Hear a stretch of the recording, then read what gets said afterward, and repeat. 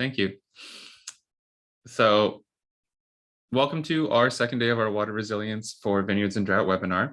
Thank you for coming today. We're very happy to have you here. We have a lot of good speakers again for the second time. I'm Chris Chen. I'm the viticulture advisor for 3 counties in Northern California, Lake, Mendocino, and Sonoma counties. And me in conjunction with 2 other organizations, the Mendocino RCD and Anderson Valley Wine Growers Association, helped put this on. Hopefully this will be an annual thing. We do have a helpful survey at the end that we would really enjoy for you to fill out. But I'm going to let my colleagues introduce themselves. So take it away. Oh, sorry, there on mute there. I'm Katie Smith. I am a Grizzly Corps Rural Climate Fellow working with the Mendocino County Resource Conservation District, along with Seth Myrick and Linda McElwee, who are on the call today. I'm helping to moderate today, so you might see me around in the chat.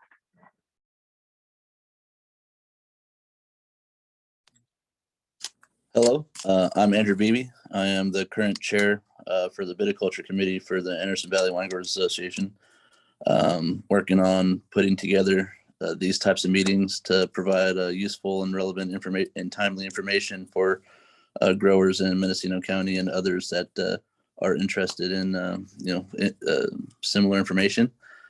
So happy that you're all here this morning for day 2. For the people from coming back from day 1. Good to see you again, and hopefully today is provide some good information for you to consider for the coming season and coming years. Thank you. Great. So we're going to go through some housekeeping stuff, and Katie's going to do that for you. So just a few Zoom housekeeping things. You guys might have noticed that you probably don't have the same controls as you would in a normal Zoom meeting. We're hosting this in a webinar fashion just so that we don't have any distractions during our presentations here. The webinar will be recorded, and I'll send an email to everyone who is registered at the end of the week, including both days, in case you missed a session or missed a day and wanted to go back and look at those. If you could try and use the Q&A chat instead of the regular chat in order to ask any questions. We're going to have a bit of time after most presentations today, as well as during breaks, to answer any questions that we get in the Q&A. And our panelists might also answer you via text in that Q&A box. If you would use the regular chat box for any technical difficulties or general questions, and I'll do my best to answer you all there. And to our panelists, just so you know, I have these 2 little 7-minute and 3-minute stickers, so I'll try and flag you guys when you're coming up on the end of your time. So try and keep an eye on me if possible. All right, that's all for me. Back to Chris.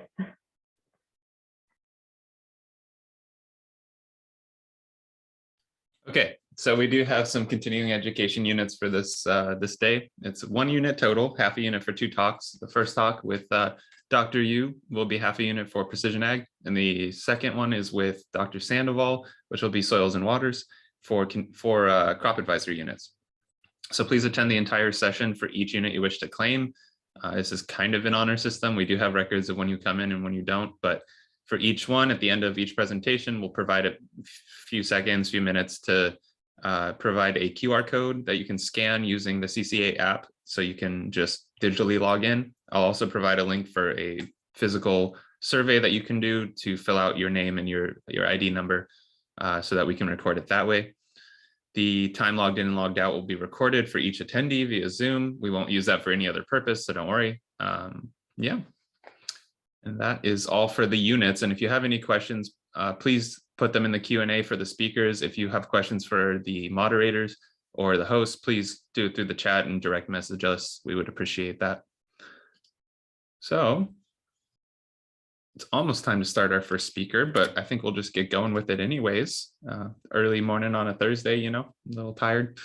But so our first speaker is Dr. Cliff Yu. Cliff is an assistant professor from the Department of Viticulture and Enology at Cal State Fresno, CSU Fresno. He's received his PhD in horticulture and agronomy with a specialty in viticulture from UC Davis in 2020. And his current research focuses on including grapevine physiology and berry chemistry as affected by abiotic stress, mechanization, and precision viticulture, soil plant water relations, and irrigation efficiency.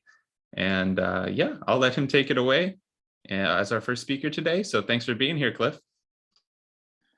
Thank you, Chris. And can I share my screen? Oh, yes. Okay. Okay, so good morning, everyone. I'll be the first one today. Hopefully I can wake everybody up. And yeah, my name is Cliff, and I'm a new assistant professor in the Department of Viticulture Enology. I used to work in UC Davis, so I used to work in the like a northern coastal area, and I'm familiar with the climate, and all the result I'm going to share today is from that area, so it can be used in Lake Mendocino County. So today's title of my presentation is Assessing Spatial Water Status in Wine Grape Vineyards through Proximal Sensing. So let's get this started. So since we're talking about water, 2020, 2021 were bad years in terms of receiving water rainfall.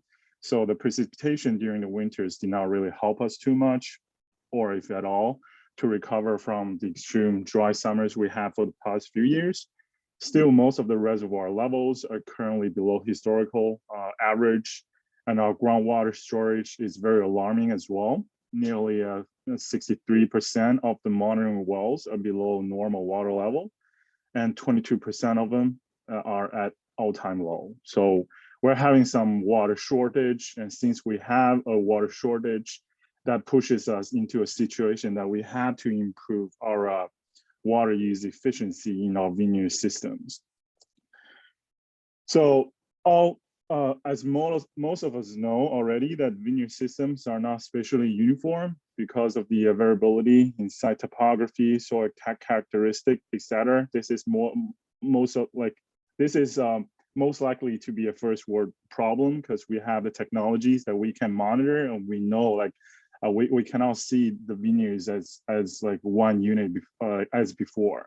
So we have to see vineyards as sections because part of the vineyard might behave differently than the other part of the vineyard. So we have to manage it in a very, very precise and accurate way nowadays. So usually vineyard culture practices, what we do in the vineyard, we usually apply these uniformly without really considering these existing spatial variability. That doesn't really help us to like eliminate this spatial variability.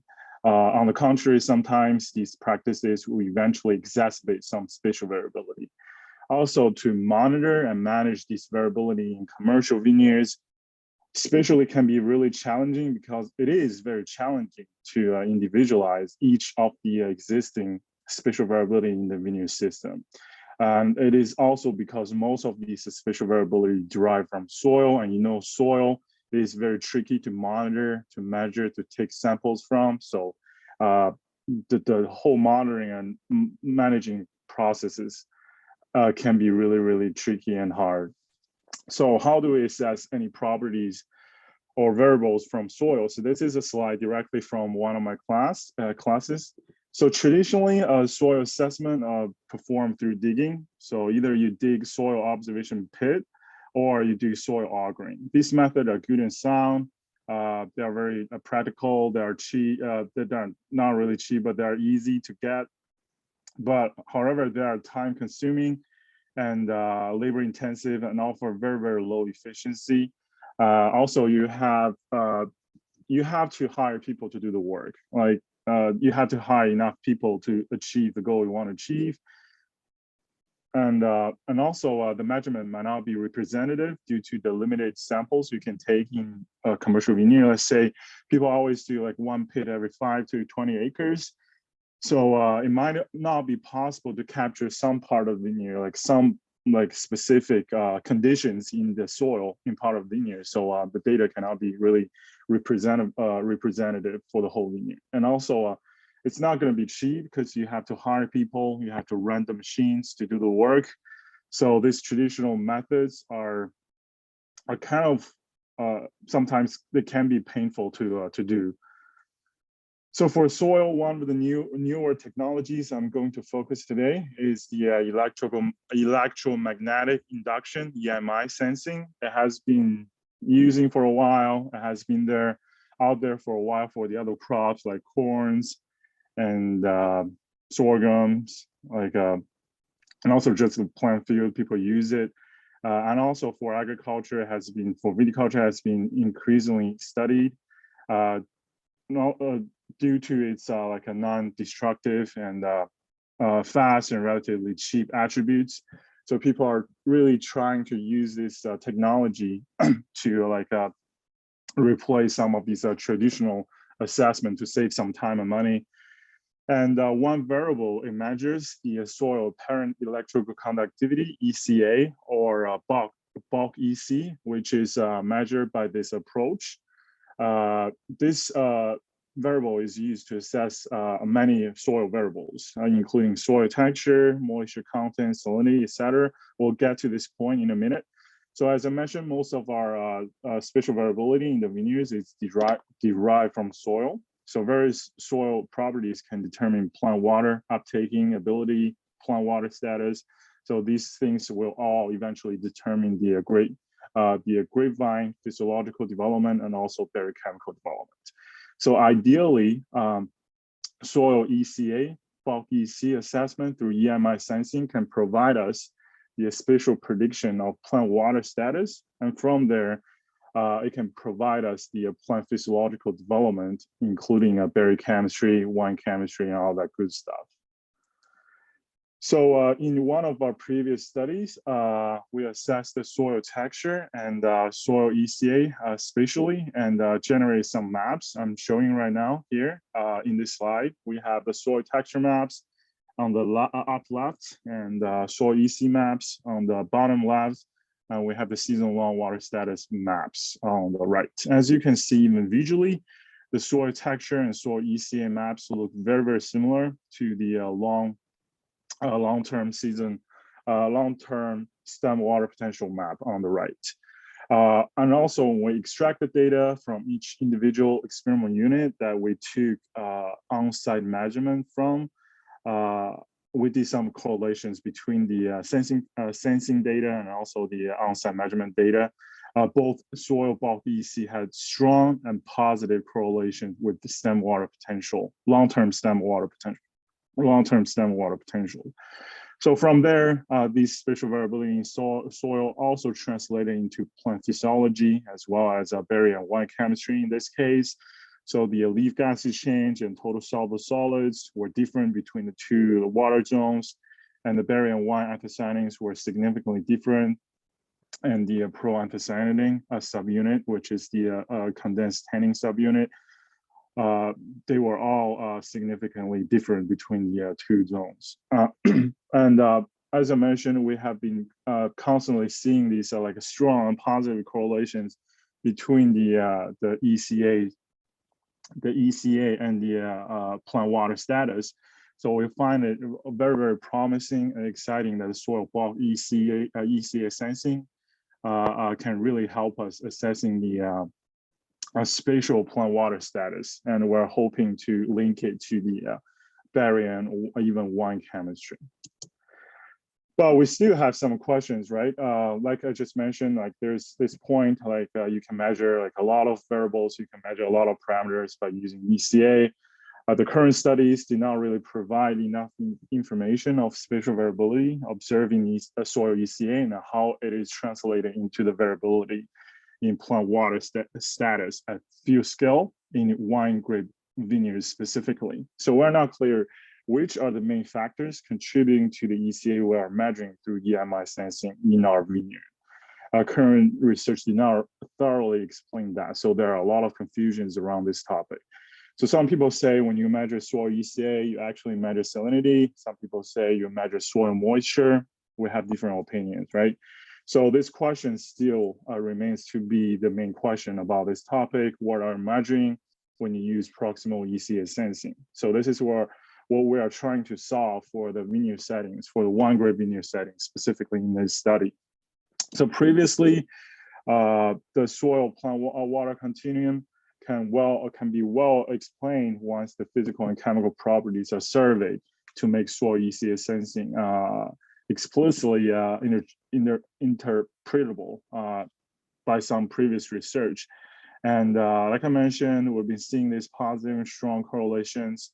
So we're trying to provide more detailed evidence for a wine grape vineyard about ECA And we're thinking maybe we're imagining water in this case. So we designed this study to answer this question. We hypothesized that soil water content is the most contributing factor on soil ECA in one group vineyards. And we can use ECA through proximal sensing to estimate the plant water status. So we have two objectives in this trial. We want to see how feasible it was to assess the plant water status through soil ECA sensing in one group vineyards. So that's the first step. And the second step, the second objective is to figure out how vineyard zoning can direct differential management strategies, especially differential harvesting, and its usability to homogenize berry chemistry. Because we have some like variable rate management strategies, but they are not really validated or rarely put into use in the vineyard. So we had to try this low resolution variable rate management, like differential harvest. So it's not really that accurate and precise, but it's on the way to achieve the same goal. So just some background information about the study, about the experimental design. The study was conducted in Oakville Station in 2019, in Oakville, Napa County, so North Coast area, similar climate condition with Lake and Mendocino counties, 707. So the cultivar used was Cabernet Sauvignon, grafted on 3309. The grapevine were planted at 1.5 to 2 meters vine by row, and trellis used in this trial was single high wire with bilateral corner. So it is very weird to see this kind of trellis in this area, but it can perform really well in terms of giving enough production as well as keeping the quality, and also it doesn't really have a lot of sunburn issues with this trellis because it is high above the ground. But anyway, we laid a 30 meter by 30 meter fishnet grid for the on-site measurement, so which contains 14 experimental units in total. So we collect all the on-site measurement from this 14 experimental unit, and we irrigate the vineyard from fruit set to harvest with 50% crop evapotranspiration replacement. So we put about 140 millimeters of our irrigation water from fruit set to harvest in 2019, and the harvest occurred on September 20th, 2019, when the fruits reached 24-25 bricks, no problem. So the canopy management was done with mechanical box pruning to about 100 millimeters, about 4 inches, with no other canopy management. So in 2019, we didn't do any other canopy management strategies. So in 2020, we did like a shoot thinning just to thin the crops a little bit. But other than that, these trellises can be managed 100% by machines. So to assess the soil ECA spatially, we use EM30A in both vertical mode and horizontal mode to measure tube depth. One is the deep soil from 0.75 to 1.5 meters deep, and the other one is shallow. It's considered shallow, which is from 0 to 0.75 meters deep. Then also to continuously monitor the soil, we installed time domain reflectometry TDR sensors in the soil. So we actually did some mapping in the previous year. We find out actually two sides of the vineyard, they behave differently. So we choose like 2 experiment units in each side. And then we installed 3 TDR sensors in each location at 0.375 meters deep, 0.375 meters deep, 0.75 meters deep, and 1.45 meters deep at each location to collect the soil measurement continuously. And geospatial analysis were done in R and ArcGIS. So just some information about the soil sampling. So the soil physical chemical characteristics. So we're assessing these 14 experimental units on May 29th, 2019. So that was 52 days after pop break, and also it was at fuel capacity. We were lucky enough to have fuel capacity around that time. So the soil was relatively soft. So it was not that painful to take all the soil samples. but I still spent 2 days augering the soil. So it was still painful. So we're lucky enough. So to match the proximal sensing, 2 depths were taken for the soil augering. So I took all the sample from 0 to 0.75 deep to match the shallow soil. And also I took the soil sample all the way down to like 1.5 meters deep. So we can use these soil characteristic data to match to like the EM38 data. And also the soil ECA assessed by EM38 was temperature corrected to 25 Celsius. So these data can be comparable to the data that the TDR sensors actually measuring through the season. So from these soil augering, we have the soil pH, cation exchange capacity, soil organic carbon, total nitrogen, and soil texture. They were all measured through this process. So we have all the data from the soil. And of course, we care about the plants, we care about the performance of the grapevines, we care about the quality of the fruit. So to ground truth the sensing data, the leaf gas exchange, plant water status, by a stem water potential were measured, and berries were collected for a chemical analysis at harvest, including a berry primary and secondary metabolites. And also the leaf area index and NDVI were measured. So for the leaf area index, we use a smartphone carrier sensor developed by University of Adelaide. And also we measure the NDVI just to prove like the canopy is not a confounding factor for the water demand for the grapevine spatially. So we're trying to prove that part of the vineyard, this part of the vineyard and the other part of the vineyard, they have the same canopy size. So they have the same like a water transpiration rate. That means like they are all at the same level of like a demanding water. So that's the experimental design. So let's look at some of the results from this trial.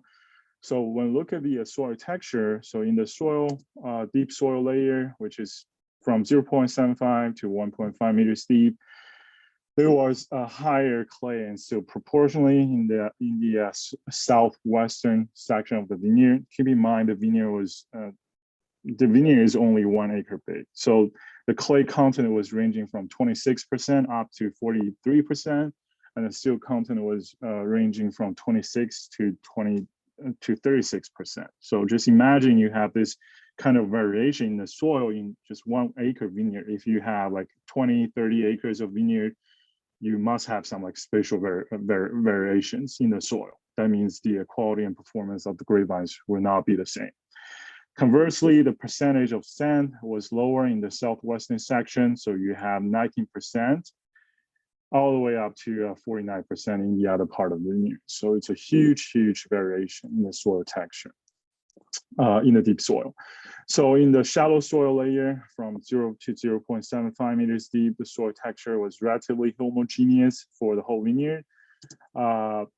There was only a small area in the northeastern section showing significant difference for clay and sand, where there was higher clay and lower sand comparing to the rest of the vineyard. So for the silt, it's relatively homogeneous. It's just like a small portion of the northeastern corner has like a 10% lower silt. But other than that, compared to the deep soil, it's relatively homogeneous. So, this is like a very, very busy and heavy slide. So we have all the maps from the ECA. So the soil ECA was continuously monitored throughout the whole season. So every month we'll took the ECA sensing. So I'm showing all the maps for the measurements. So for deep soil, the first, I just circled the first map. So for deep soil, 52 days after bud break, the northeastern section had lower ECA values. So a similar spatial pattern was evident at 94 days after bud break, and at 192 days after bud break, the spatial pattern observed previously became not evident, and that's the third graph. And the fourth graph at 166 days after crop break, when the fruits were harvested, the central section showed lower ECA values compared to the rest of the vineyard. So for a shallow soil, a small portion of the southwestern and the northeastern section have lower ECA values. And 94 days after bud break, the lower ECA values were observed in the southwestern section. And again, 129 days after bud break, and there was not really any pattern. It was everywhere. So on the 166 days after the bud break, lower ECA values were observed in the northwestern section of the vineyard compared to the rest. So basically, you can see there's always some pattern in section of the vineyard. They have like different soil ECA values compared to the rest. And we're trying to prove, like I mentioned, we're trying to prove the canopy was not a confounding factor. So basically, when we look at the leaf area index and NDVI in 2019, so minimal variability can be noticed in both variables. So it was confirmed by chi-square test with a p-value of 0.11, which means the spatial variability was not really statistical significant.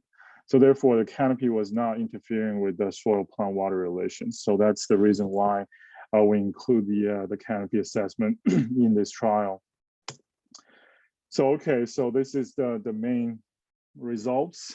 Those are just like the spatial patterns you can see, but in the end, you have to prove it by using the data you can extract from all these like beautiful, colorful maps.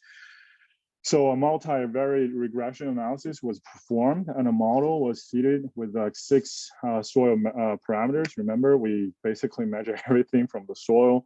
So these 6 soil parameters include a soil water content, clay, silt, soil organic content, gravel, and soil salinity. And we got this equation in color red.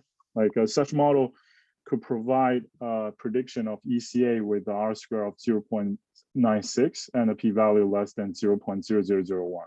So that means this model works really good. And these soil variables were considered in the model since they are relatively stable in the vineyard soils, and there was no need for periodic measurement except 2 variables. One is the ECE, which is the soil water pore electroconductivity, aka the soil salinity, and also the other one is the soil water content. These 2 things can be measured by the TDR sensors installed in the soil continuously throughout the season. So we cover basically everything. Thus, we can make this model more representative and consistent when transferring soil water content to soil ECA or vice versa.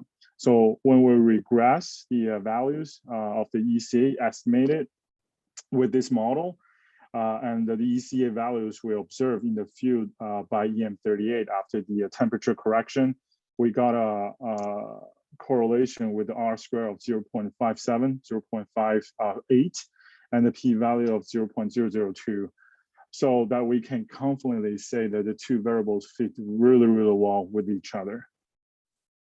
So on top of that, we did some like analysis to investigate the relationship between the ECA and the soil water content with all these like soil characteristics included. So we conducted like an analysis of relative importance, and we found out that soil water content contributed the most to the soil ECA at 24%, and soil texture was the second contributor to the ECA, including silt with 22.4% and clay with 18% relative contributions respectively.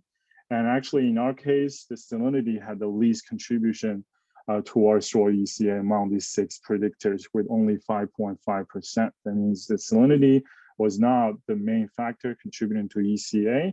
So when you measure ECA in the vineyard, actually you're measuring the soil water content on the base of soil texture. So you are not measuring salinity in the vineyard by this approach.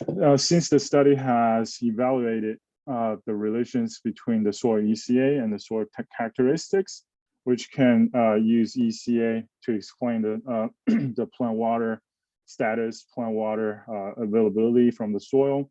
So linear regressions linear relationships were investigated between ECA and plant water status, expressed in two terms. One is the stem water potential. The other one is the stomata conductance, which can also be linked to plant water status. And we use this to evaluate the existence of any direct relationships. So we noticed that the deep soil ECA was closely related to a stem water potential with an R-square of 0.72, p-value of 0.0038. However, the same relationship was not as evident in the shallow soil layer. So similar close relation was observed between deep soil ECA and the stomata conductance with an R-square of 0.5 and the p-value of 0.02. However, the relationship, again, between these two variables was not as close in the shallow soil layer. So deep ECA sensing can really give us this relationship between this variable and also the plant water status. So further, the vineyard was divided into two zones according to their season-long water status based on the K-means clustering analysis, and then the grapes were harvested differentially and processed separately for fermentation. So this happened in the same vineyard, and the results show that this approach can capture special variations in wine proanthocyanin composition, where you can see in this table, the last water stress had higher proanthocyanin concentrations in some of the subunit, and also the total proanthocyanins, and also the last water stress zone had also higher mean degree of polymerization of the proanthocyanins, which means you have more astringency from that zone. So we have this significant differences between the two zones in this variable. And also the wine aroma profiles between the two zones grouped differently as well. So that means the two zones ended up with having different aroma profiles. They have different signatures. So these two wines from different zones in the same 1 acre vineyard, they are different in the aromatic characteristics. So this can be very promising to integrate soil sensing and mapping into cultural practices, just to minimize the spatial variability in yield and quality. So from there, since you capture it, you can harvest different zones according to their maturity, different levels of maturity, or you can measure all these quality determining trait, and maybe harvest the grapes when they reach the same level of quality as you want.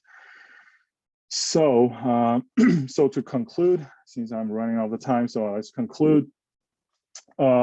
Some take-home messages from this trial. So a soil ECM measured with proximal sensing in the deep soil layer can be more closely related to plant water status.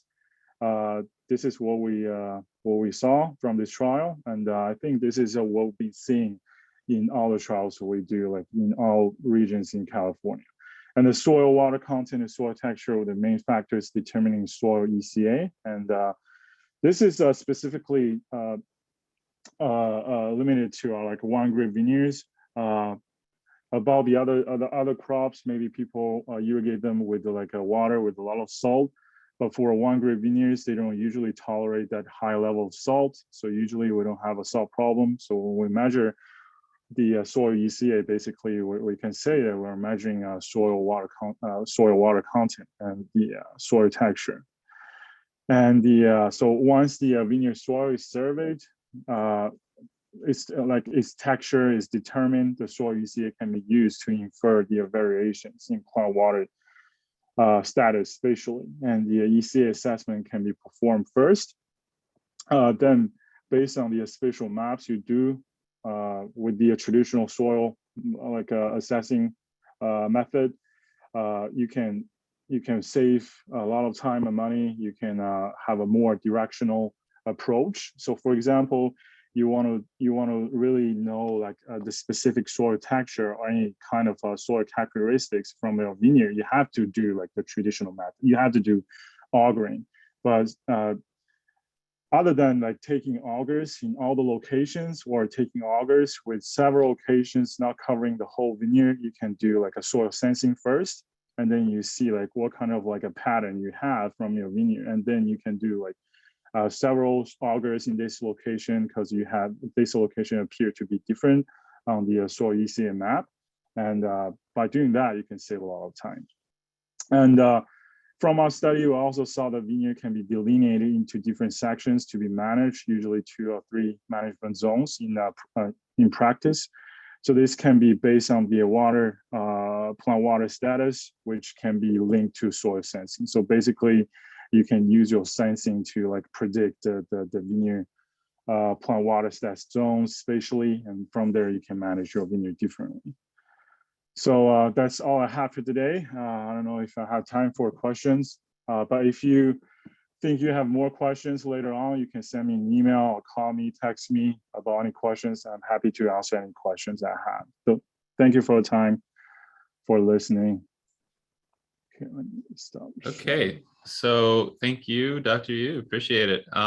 We do not have time for questions directly, but if you have a question, please put them in the Q&A section of the toolbar at the bottom. And if he's still here, we'll give it to him. And if not, we'll email it to him.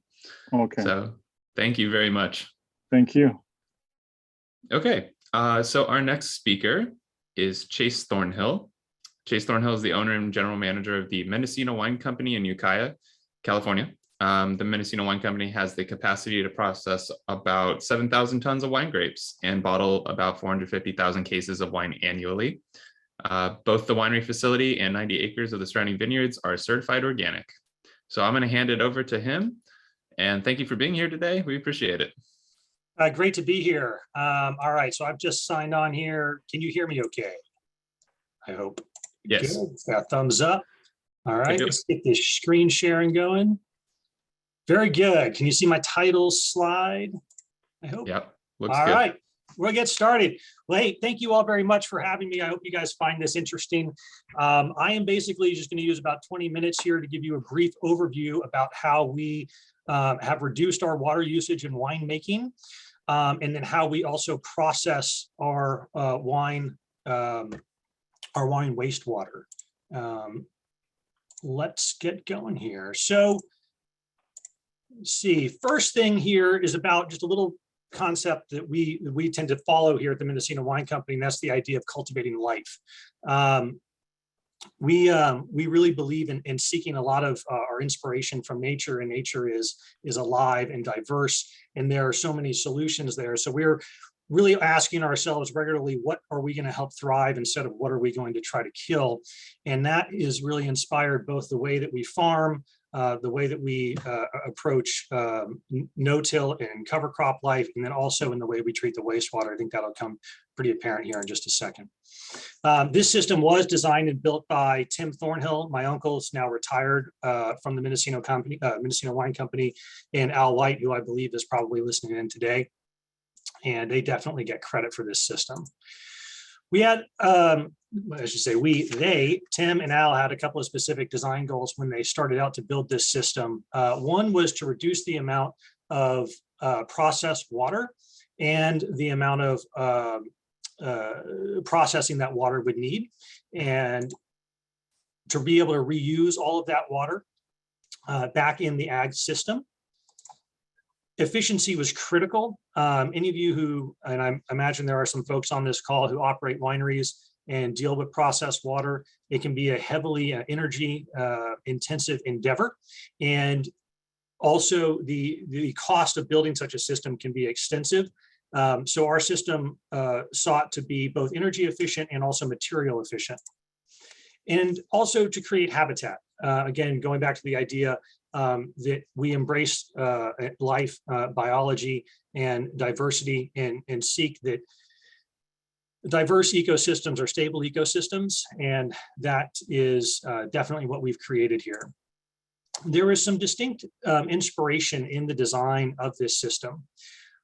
One was Colorado Rocky Mountains. Again, remember, we're dealing with processed water, which is known to have a major anaerobic problem. So waterfalls are an obvious source of inspiration, often imitated with simple immersion aerators.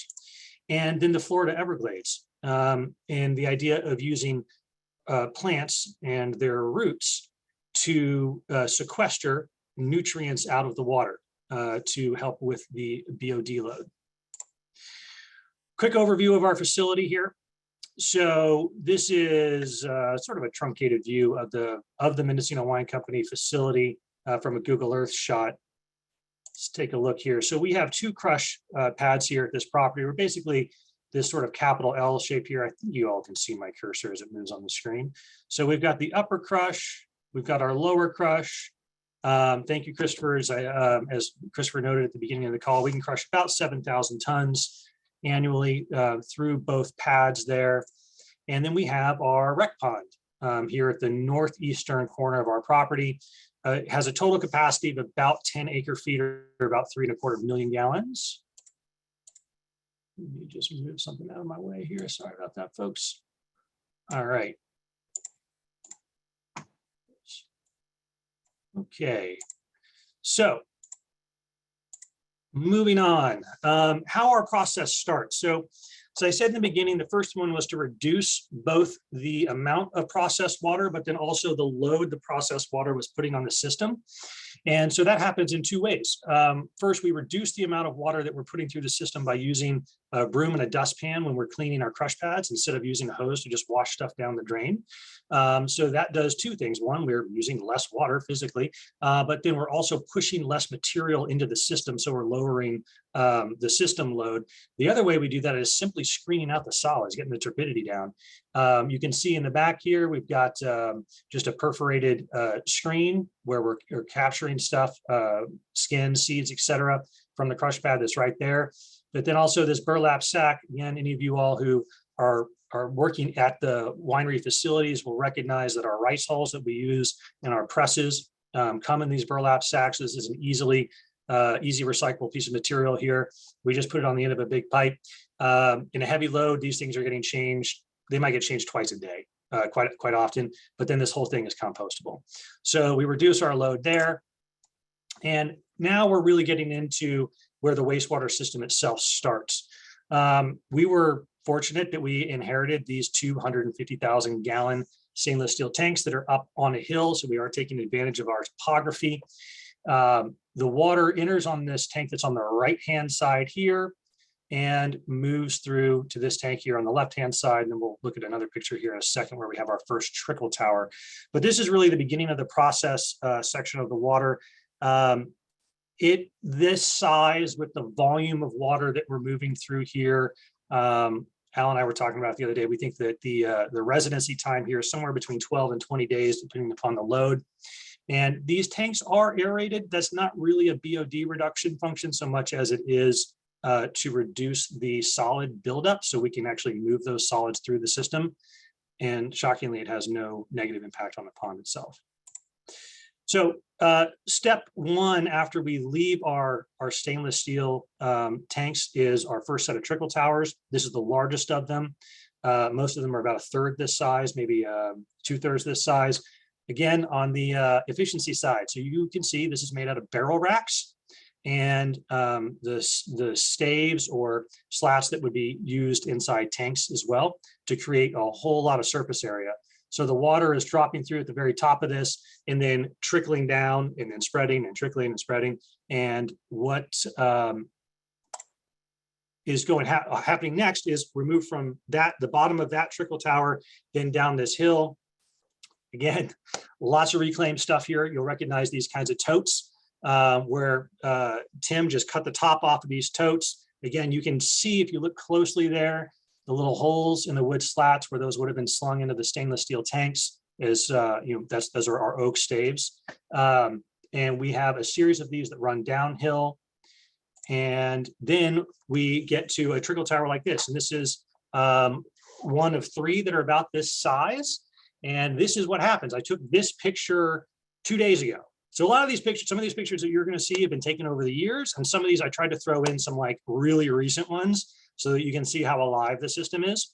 So old grape gondola here, and then stacks of wood pallets. This is the second iteration of this trickle tower since it was installed in about 2008. So they actually are pretty durable, even though we're running water through them constantly. But the really cool thing here is that this thing is alive. It's not like we planted these grass seeds in here. And check out these roots.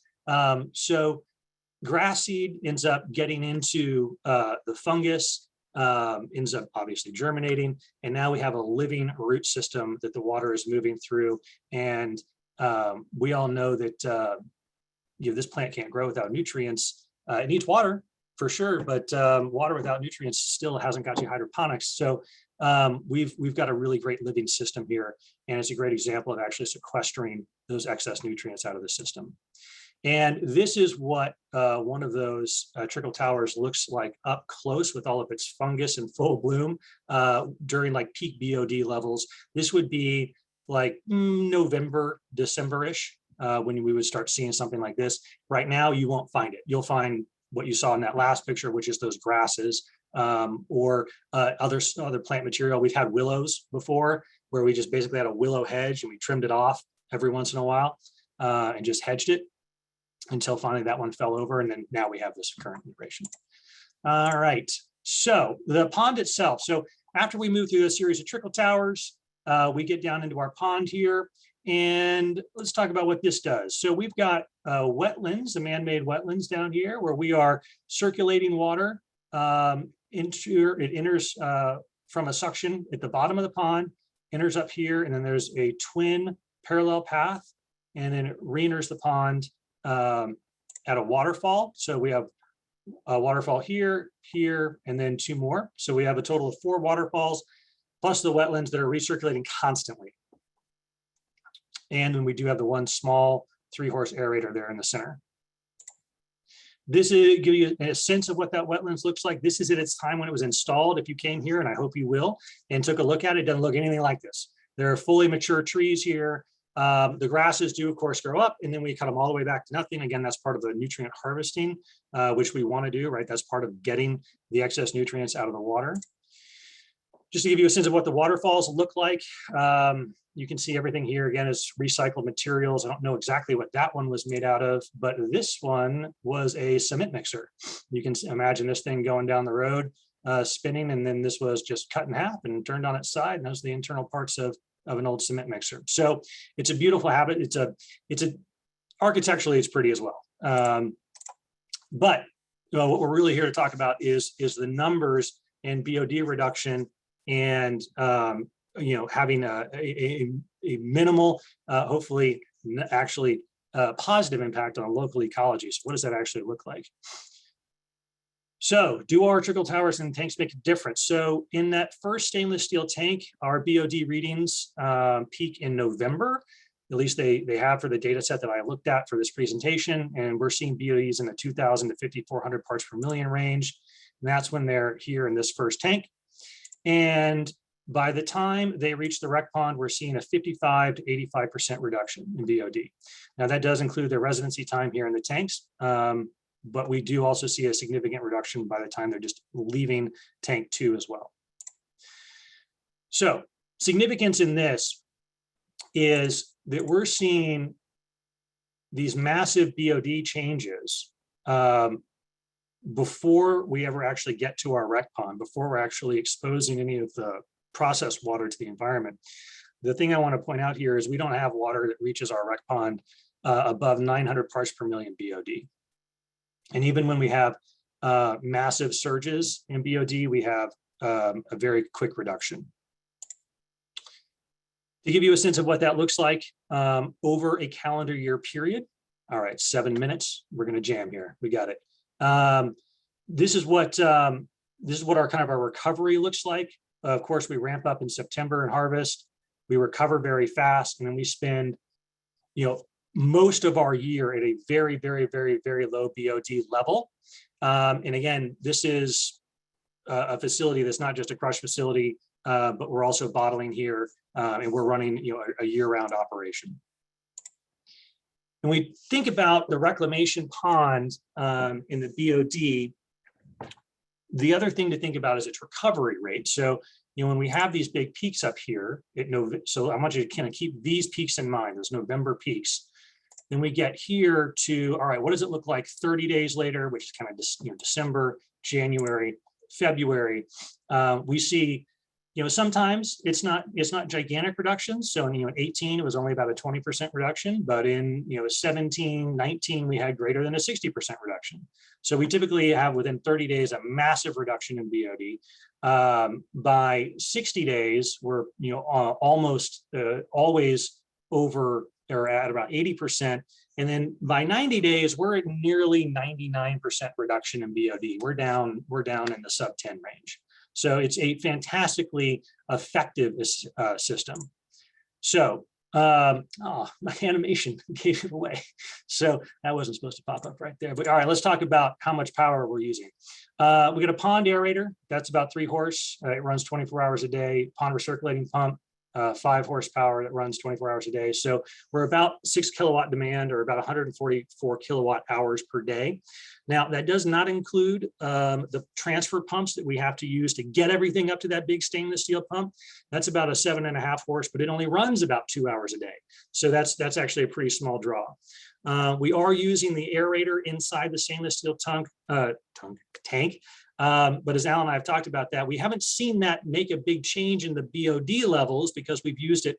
We used it for a number of years, and then we have all the data from when we didn't use it. The main change is in the solids that we're able to get to the pond. But as Al has pointed out to me numerous times, I think it's a really fantastic observation that I almost completely missed, is that the volume of the pond has not changed over the almost 15 years that we've been operating this way. The biological system is processing the material that we're moving through very efficiently. So we are not building up a huge anaerobic layer that never digests at the bottom of the pond.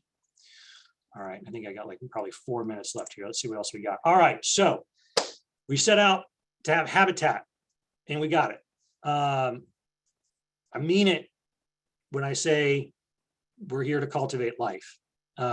If you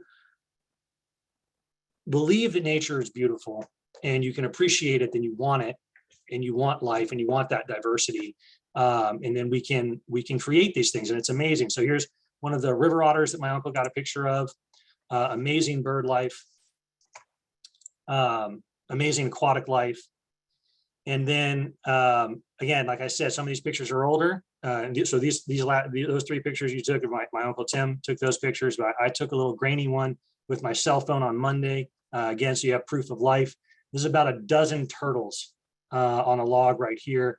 And you would have seen several different, or at least 2 different species of ducks right here that took off when I got up close to try to take this picture. Folks, that is all I've got. So I'm going to stop my screen share right there. If we have time, I'll take a question and probably not be able to answer it, but I certainly invite anyone who wants to come and take a look at how we built this system.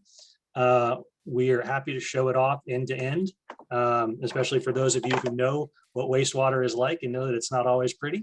We're happy to talk with you all about it. Thank you, Chase. We do have time for a question or two if anyone has any. You can put it in the Q&A or raise your hand.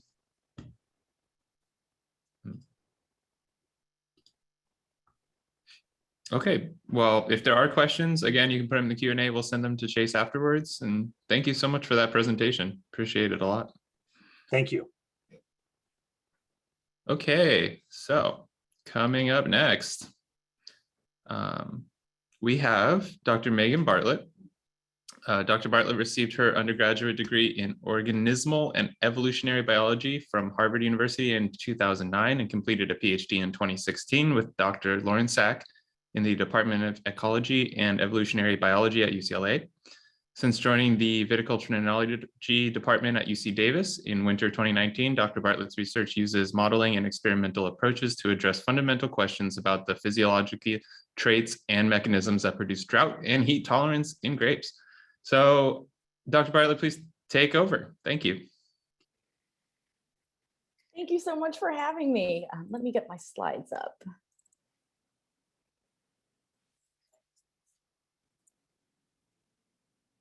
And Okay, I can you all just, see that okay? yes, and can I just interrupt real quick and say for the first presentation with Dr. Yu, those CCA continuing education unit credits will be posted during the break. Thank you.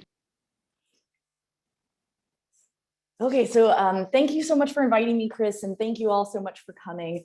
So today I'm going to be talking about measuring vine water stress.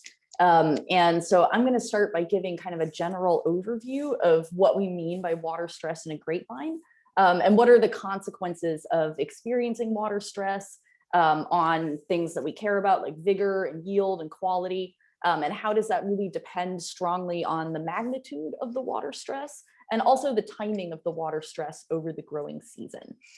Next, I'm going to talk about kind of how we decide what range of water stress is optimal for grapevines, and how we kind of use our measurements of water stress to figure out whether we're in that optimal range or not.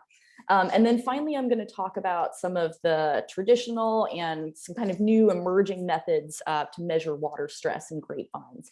I'm going to spend some time talking about kind of the standard pressure bomb method for water stress, and then also give kind of a quick overview of some of the kind of new emerging technologies that are kind of alternatives to that really time and labor intensive pressure bomb method. So that's going to be very quick and just to kind of give people a taste of what's out there, so you can kind of dig into anything that you're interested in more yourself. So the impacts of water stress very strongly depend on when they take place over the growing season. And so you can kind of think about the growing season as being sort of split into about four, or rather like kind of three phases that are most important for thinking about the different impacts of water stress. So I'm going to talk about kind of a one stage that's kind of the dormancy period, going from post-harvest in one growing season until about bud break in the following growing season, and the impacts of water stress during that stage. Then I'm going to talk about the impacts of water stress from flowering to veraison, and then from veraison to harvest. So the amount of water stress that the plant can tolerate is very different between those three stages.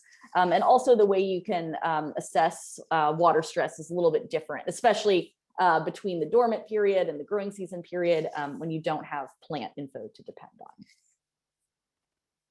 on. So starting with that period, kind of going of dormancy, especially focusing on bud break to flowering, kind of the main consequences of water stress really come from the impacts on the canopy growth and the consequential impacts on fruit set. So historically, water stress during this period has been rare in California, but we've been experiencing several years in a row of dry winters. And so we're starting to have to deal with kind of more of these periods of water stress after bud break. And so the general guidelines for the amount of water availability you want during this period is often people are monitoring soil moisture directly with capacitance or soil matrix potential sensors, and you're irrigating when your soil moisture is about 30 to 50% depleted during the winter. And then your goal is to have your soils be at field capacity about a week before bud break takes place. And bud break is not always easy to predict exactly when that's going to happen. But one of the benchmarks you can use to figure out whether or not your vines are irrigated enough going into bud break is to just look at sap bleeding. And so seeing either no sap bleeding or really spotty bleeding is a really good indication that you probably need to do some irrigating prior to bud break. And so over this period, stress can have a number of different impacts. So earliest in the winter or even kind of during that first freeze in the fall, having severe water stress can actually reduce your cold tolerance over this period. Because the cold tolerance mechanism for dormant buds is very dependent on having enough carbohydrates. So if your vines have gotten too stressed in that post-harvest period, they may not allocate enough carbohydrates to maintain cold tolerance in their buds. So that's one thing to look out for. Then kind of closer to spring, having water stress can cause uneven or delayed bud break. That can make it difficult to get uniform ripening across your vineyard. You can also have issues just with stunted shoot growth in general, which makes sense because shoot growth is one of the most sensitive processes to water stress. So if you have water stress very early on after bud break, you're going to have compounding effects of delayed shoot growth that really kind of bring down your yield and capacity to ripen over the rest of the growing season. So it's very important to kind of start off right with your growth in this period. You can also see effects of nutrient deficiencies. Boron is especially a problem in this early period because boron is transported along the same networks as water. And so that deficiency shows up as something called the Barnes effect, which you can see as kind of the characteristic boron deficiency symptoms in the leaves. And then finally, even if you, you manage to get your shoot growth to recover from during this period by irrigating kind of a little bit later in the spring, once you notice this problem is happening, it's very difficult to kind of make up for these effects on your fruit set. So having this water stress during this period, even if you can recover the canopy growth, you may still have extra shatter and poor fruit set, even if you supplement with irrigation. So it's very important to kind of be paying attention to that water availability in this dormant period and to make sure your vines have enough water ready to go when they're going through bud break. And this is a link. So these pictures come from George Zwang and Matthew Fidelibus. And this is a nice link to kind of an overview of managing water in this dormant period. So in the second period, from flowering to veraison, so a moderate water stress is actually a really useful canopy management tool because it's a way to prevent excessive vigor, especially on a high capacity site. So by imposing a moderate amount of water stress, you're going to bring down your canopy growth. That's going to give you fewer issues with disease in that canopy. It'll be easier to have air and spray penetration into the canopy. You'll improve your light environment on your fruit. You'll have adequate light exposure to get good pigment development for ripening. You'll generally have to do less canopy management if you dial in your water stress well. You'll have less lateral growth. You'll have less shoot growth. You'll have less kind of subsequent waves of bud break. So you'll just end up saving a lot of time and labor by controlling your canopy vigor with water stress. And you'll also kind of prevent these issues with blind buds, where you can get poor bud break from positions that are inside the canopy, because those shoots can end up shaded and they don't have the sugars to build up strong dormant buds for the next season. So if you kind of ensure that your canopy is sparse enough that you get good lighting into even these interior shoots, you're less likely to have these issues with blind buds. So water stress in this period also has very strong direct impacts on berry size, where a lot of your maximum berry size is being determined in this period. And it's very highly responsive to water stress. I'm really happy to talk about why in the questions, but essentially the way water and sugar are being transported to the berries fundamentally changes at veraison. And the mechanism that the plant is using prior to veraison makes the growth of the berry extremely sensitive to the water stress of the canopy. So this is when you want to dial in an appropriate amount of water stress to get smaller berries, reduce your yields, concentrate your the flavor compounds that will develop later in the season into a smaller berry, and also kind of increase your skin surface area to pulp volume ratio, which is really useful for thinking about red wines.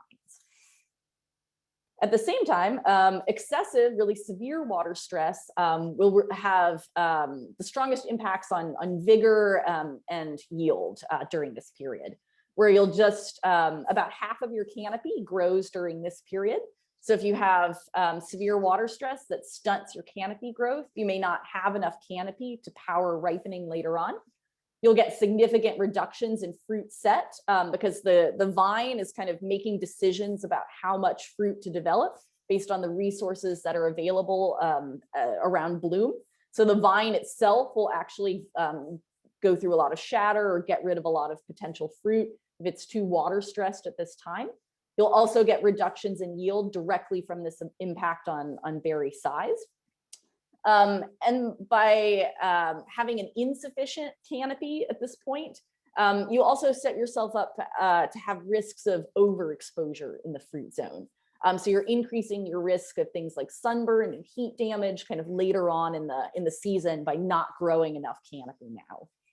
And then finally, you can have impacts from water stress on the development of the dormant buds for next year.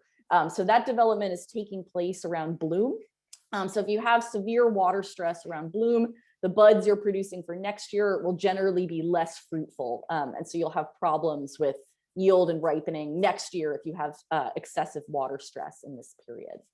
The vine is kind of making decisions about how to develop these structures in the bud.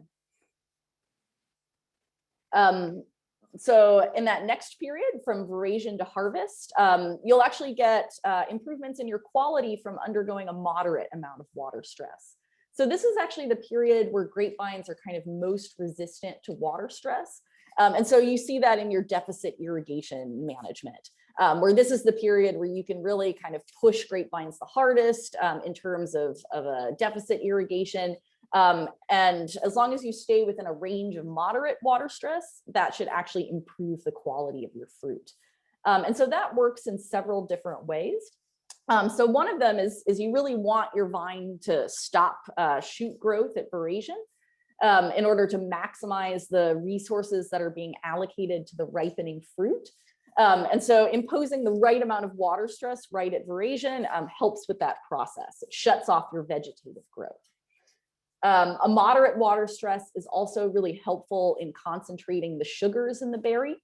So I'm also happy to go into this in more detail in the questions, but this switch that happens in sugar transport at veraison is also very sensitive to water stress, where the way the sugar transport mechanism works is very dependent on the water supply in the plant.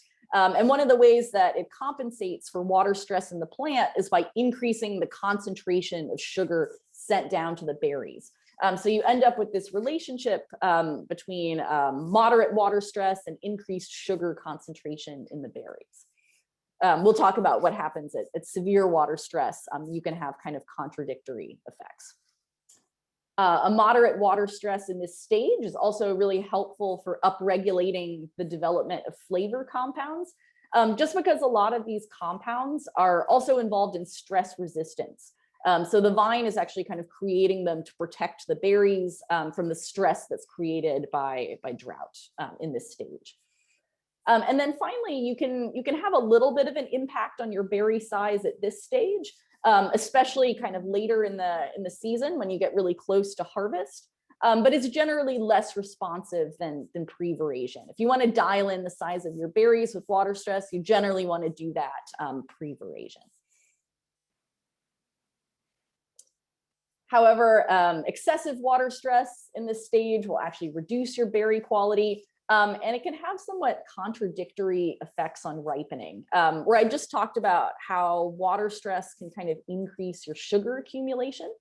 And that's true based on this mechanism of how sugar is transported, but that only really works up to a point. At some point, if your vine is not doing photosynthesis because it's too water stressed, if it doesn't have sugar available to send down to the berries, then you'll get the opposite effect happening.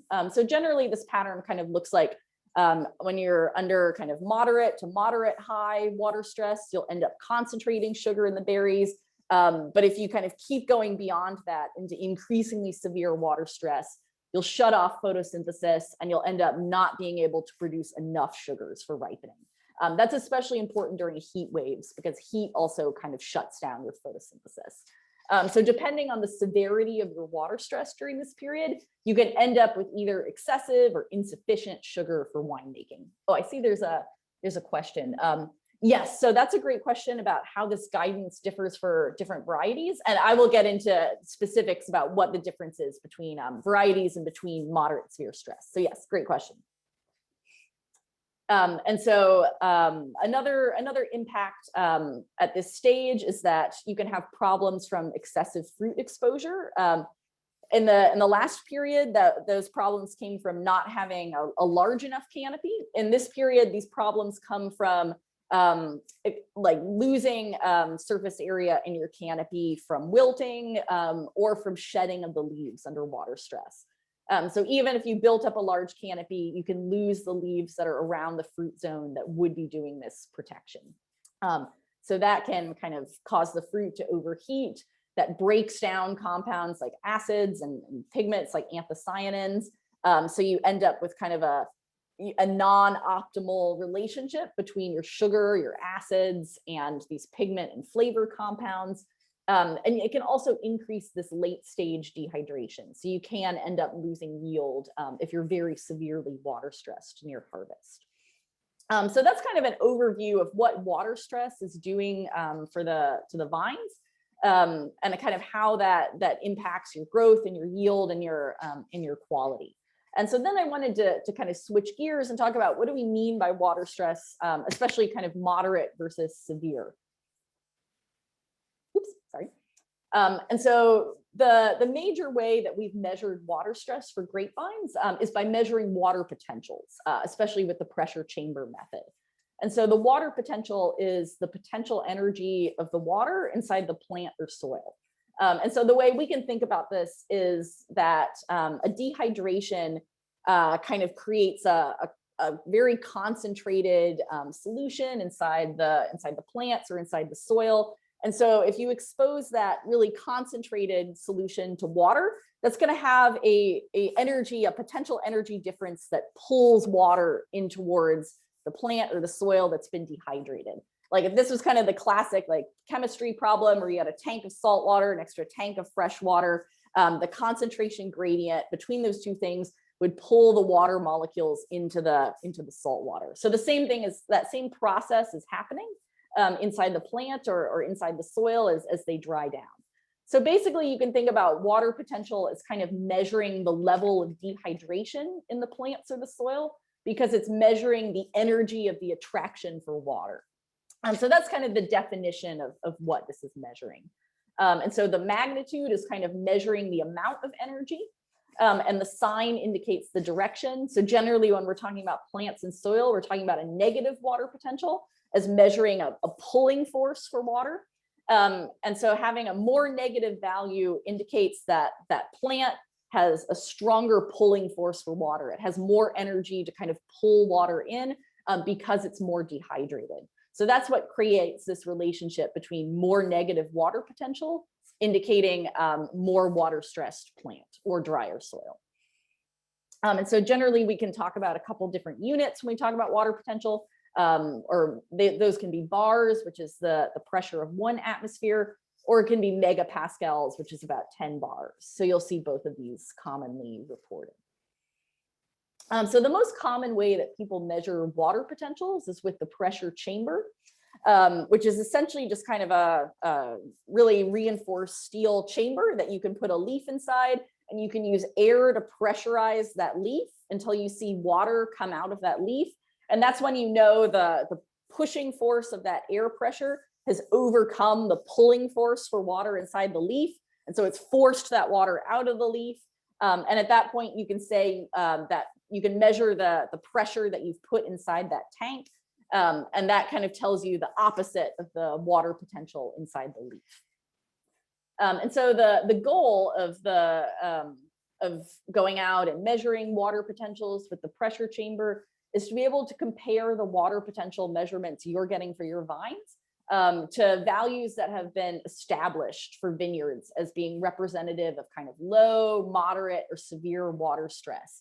Just kind of based on empirical measurements of how grapevines perform in their yield and their quality at these different water potentials. So that's what we have. We have these kind of ranges that have been published for grapevines for water potential kind of in these different categories, and we're trying to match our water potential values to those categories.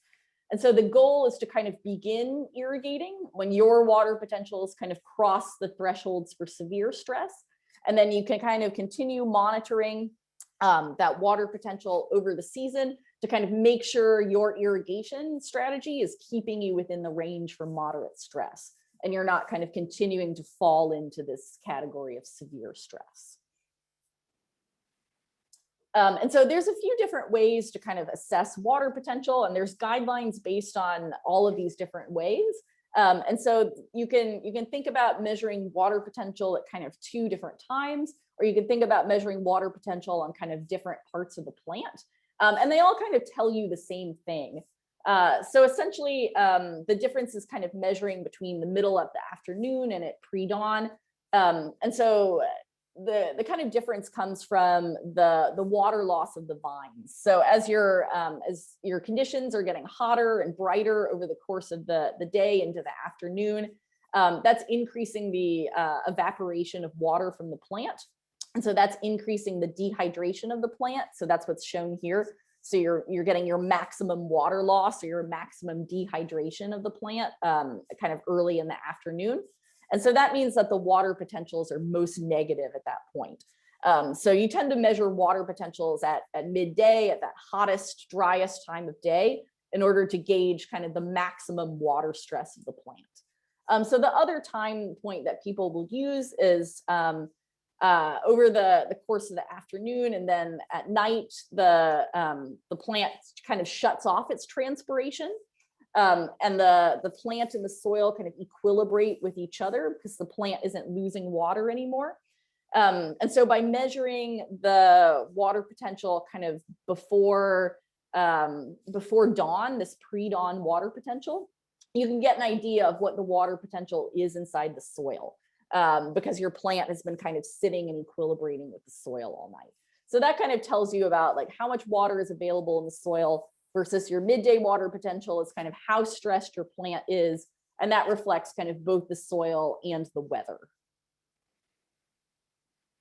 The other thing that people do is you can measure water potential on leaves or on stems. And the way you measure the water potential of a stem is you take a leaf and you bag it in a dark bag for about 20 minutes. And so you're shutting off the water loss from the leaf. And so that causes the leaf to equilibrate with the stem. And so that's really similar to what was going on with pre-dawn water potential. Some people prefer stem water potentials. Some people prefer leaf water potentials. Generally, stem water potentials are less variable than leaf water potentials. But essentially, these things are giving you very similar kinds of information. Where if you look over the course of a growing season, for a leaf, the midday water potential, the pre-dawn water potential are very tightly correlated. The same for the midday leaf and stem water potential. There's these thresholds published for all of these. So it's really kind of a matter of personal preference, what you end up using. And so you can use any of these measurements to kind of gauge where you are in water stress. I'm sorry, that's a little bit blurry, but this column here is showing these guidelines for pre-dawn water potential. This is showing these guidelines for midday leaf water potential. And then on the right, it's midday stem water potential. And so generally the idea is that you figure out what your threshold is crossing between moderate to high water potential. And you start irrigating once your vines kind of hit that threshold. So for example, for midday water potentials, that's around negative 1.5 megapascals. And it's a little bit different between the different metrics, but the idea is the same. You figure out what that threshold is and you start irrigating once you cross it. And so this is an example of kind of using this information where this is measuring water potential over the season. In this vineyard, they started irrigating around minus 13 bars, and they kept monitoring over the season to make sure that they were within that moderate stress range. So for differences between varieties, it's mostly split between red and white. Where red varieties are generally stressed a little more than white varieties. You generally use negative 1.5 as a threshold for red, and 1 to 1.3 megapascals for white. Just because you don't need anthocyanins in white varieties, so you have less benefit from having a lot of light exposure on your fruit, and you're more likely to have sunburn because you don't have all of those protective pigment compounds. So you generally want a little bit of a larger, more shaded canopy in a white variety. So that's why people don't tend to push the white varieties as hard. And so in order to design a pressure bomb strategy, generally what people are doing is they're using about 4 to 6 vines to represent every 10 to 15 acres. And you might take about 1 to 2 leaves from each vine.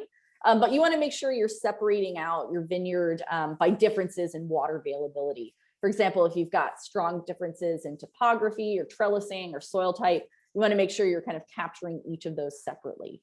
Kind of the other metric is to repeatedly measure the same vines. You want to make sure you're selecting representative and healthy vines. You don't want to be too close to the end of the rows. And when you select a leaf, you're always looking for a sun-exposed leaf, because that's going to be a leaf that's really actively doing photosynthesis. That's an important leaf for your ripening. And you want kind of the most recent fully mature leaf on that shoot. So you want to make sure it kind of feels like a firm, tough leaf, but you don't want to go too far down the shoot because those leaves are a lot less active.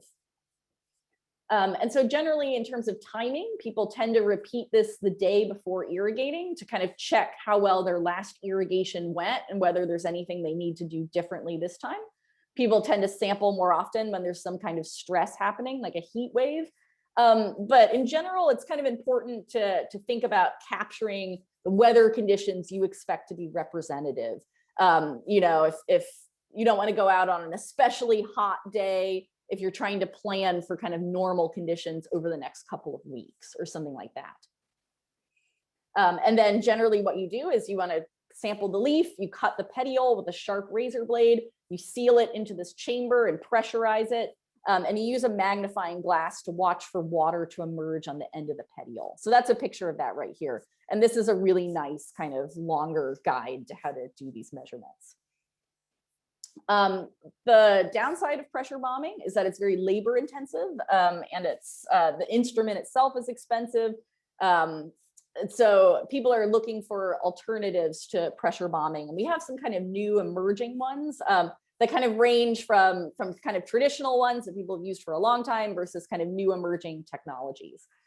So kind of one of the like oldest ones that a lot of people use is just to kind of visually estimate the stress from the growth of the shoot tip, where if you kind of compare the length of the tendrils to the length of the shoot tip, that can kind of tell you how much water is available. If the tendrils are longer than the tip, you've got plenty of water.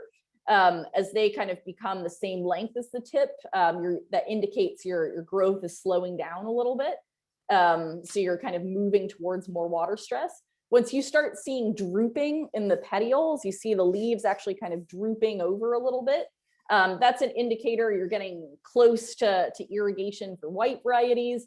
And then once you see like a very dramatic kind of change in the leaf angle, you start losing tendrils, that's an indicator you really need to be irrigating. Beyond that, there are symptoms that you've gone a little bit too far and pushed it too hard, like leaf yellowing.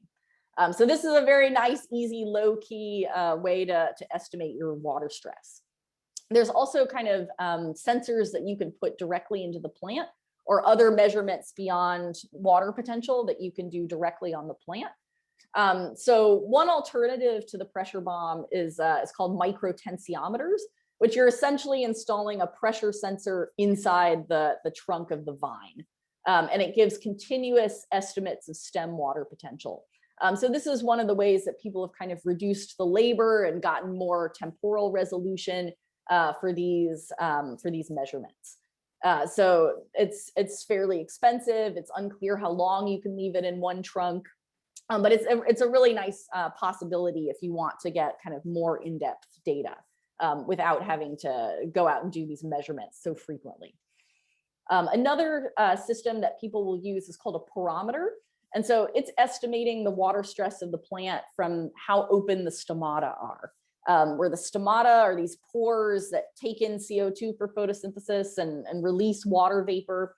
And so as the plant becomes water stressed, it slams them shut to protect the vine from water stress, but it misses out on photosynthesis. So if you see your stomata are starting to get too closed, you can expect to have some problems with ripening. You're not going to be doing enough photosynthesis to support your ripening. You probably want to irrigate to allow those stomata to open back up again. And so this is an example of kind of the threshold values you might use for this method. And then this is kind of a more in-depth guide to using that sort of method. You can also use remote sensing technology. And one of the ones that is really taken off is thermal imaging, where you're estimating this stomatal conductance of the grapevine from the temperature of the canopy, where the kind of baseline principle is that the more open the stomata are, the more effective the vine is at this cooling through evaporation. So you should expect to see a lower canopy temperature compared to the air. While if the plant is becoming water stressed and it's closing these stomata, you should see the canopy temperature start to go up because it's not doing effective cooling anymore. And so that's kind of been integrated into something called the crop water stress index.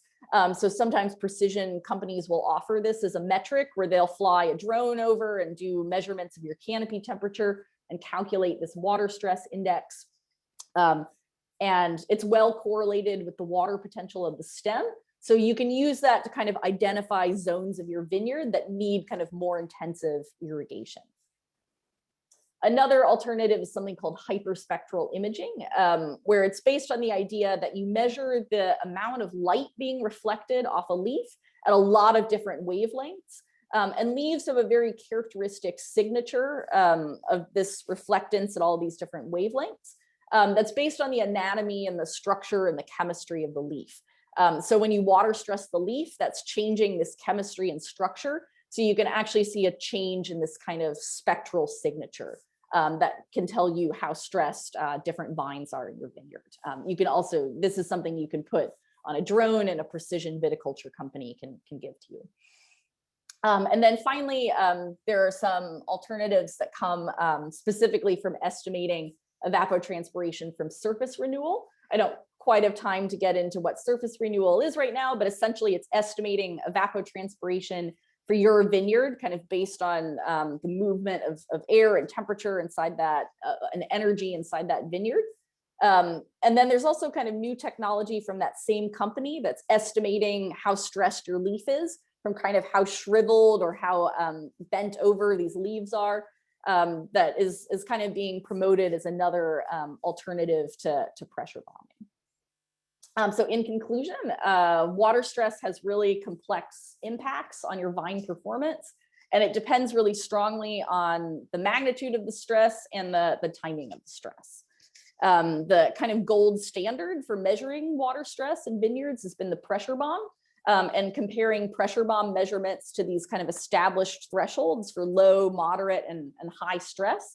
But there's a really wide range of alternative methods that have been developed to reduce the labor of pressure bombing, ranging from kind of low tech to high tech. And I hope that overview kind of gives you enough, a place to start to kind of dig into any alternatives you're interested in. So thank you so much for having me. I think I've used up my time, but if you have any questions, feel free to chat them or to send me an email, and I'm happy to discuss more. So thank you so much. Thank you, Megan. We appreciate it a lot. If you do have any questions, just like before, put them in the Q&A and we'll either send them to her through email, or if she's still here, we'll send them to her and we'll answer them live during the break or just type them in. So great presentation. Thank you so much. Okay, so next up we have Mark Batney. Mark grew up in Colorado and graduated from Colorado State with a bachelor's in agronomy. He continued his grad work at UC Davis with a master's in hydrological sciences. And he's began working for UC Cooperative Extension in 2001, initially as a viticulture farm advisor for San Luis Obispo and Santa Barbara counties. In 2018, his title changed to water management and biometeorological advisor. A tough word. So I'm going to hand it over to him. And I appreciate that he's here today too. Thank you very much. Very much. Can you hear me okay? Yeah.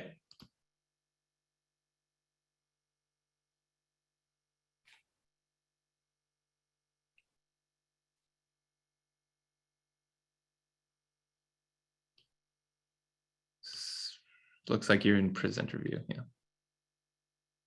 Great. Looks good.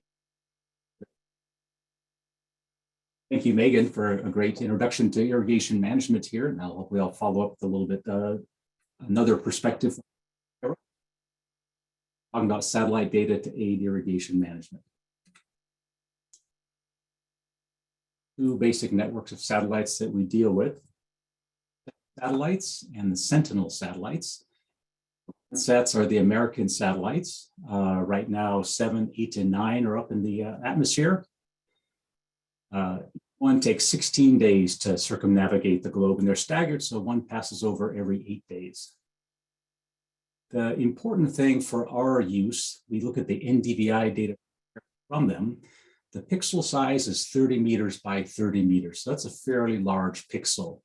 They also take a thermal measurement, so 100 meter by 100 meter. So you hear momentarily what that looks like. Landsat 7 was launched in 1999, Landsat 8 in 2013. So we have a lot of historical data from these satellites, which is a big advantage for us. Been going through its calibration procedure, and I think by now it may be active for us. The Sentinel 2A and 2B satellites over the globe a little bit quicker, 10 days each, and they're again staggered, so one passes over every 5 days. The big advantage for us here is that the pixel size is quite a bit smaller, so 10 meter by 10 meter NDVI, but they don't have a thermal sensor on them. These are satellites, 2015 and 2017 were the launch dates, so we don't have as much historical data. Now we can use data from both of these in our assessment. The thing is, when you combine them together, you basically have a satellite passing overhead roughly every 3 days or so. So that's an awful lot of data which is available publicly and which is free to us. So it's a really good idea to take advantage of this. The nature of these pixels that the satellites are measuring. So on the left side, that's an example of the 30 meter by 30 meter pixel from the Landsat satellites. Kind of gives you an idea of how large these are relative to a vineyard block.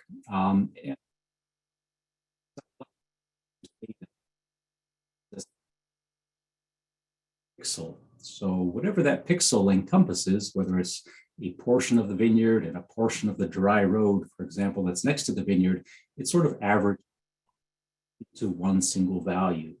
So you can see in the pixel are closer to the dirt road and the dry vegetation have a lower value than pixels fully within that vineyard block. So it's always going to be a limitation with these larger pixel sizes that it's a very coarse measurement. Mark, you're cutting out pretty regularly for me. I don't know if that's true for everyone, but if you could try turning off your video, maybe that might help. Sorry. Yeah, we've been having problems with our internet here. Let me see.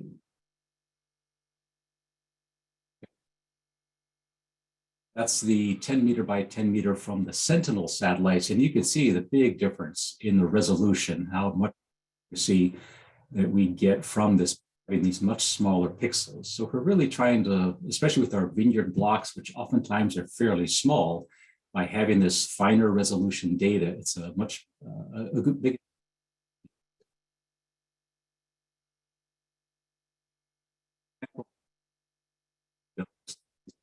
Larger pixels, so 100 meter by 100 meter, that's 2.4 acres, which you assign a single value to.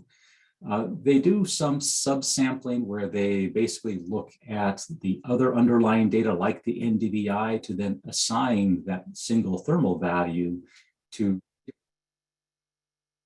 pixel. There's some calculations that can do that, but just keep in mind, this is a much coarser value for us. So it's going to be really hard to use this for some of the very precise. Satellites, when they're going overhead, all they're looking at is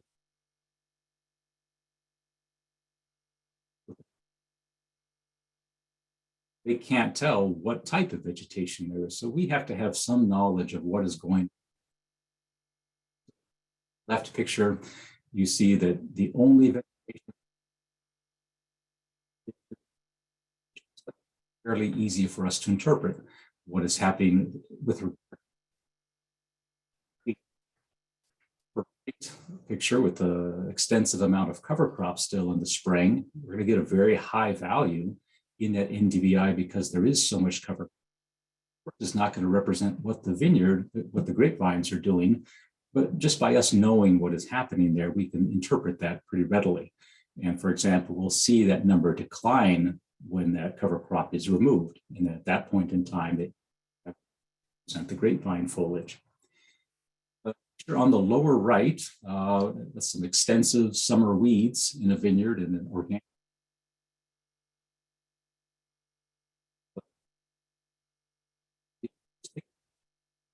Data, what is weeds and what is grapevine foliage? Again, that's going to make it a little challenging to interpret that.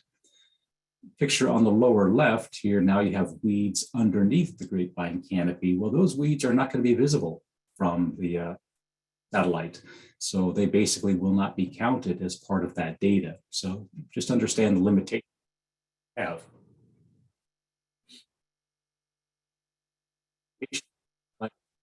Clouds can come between us, your vineyard, and the satellite.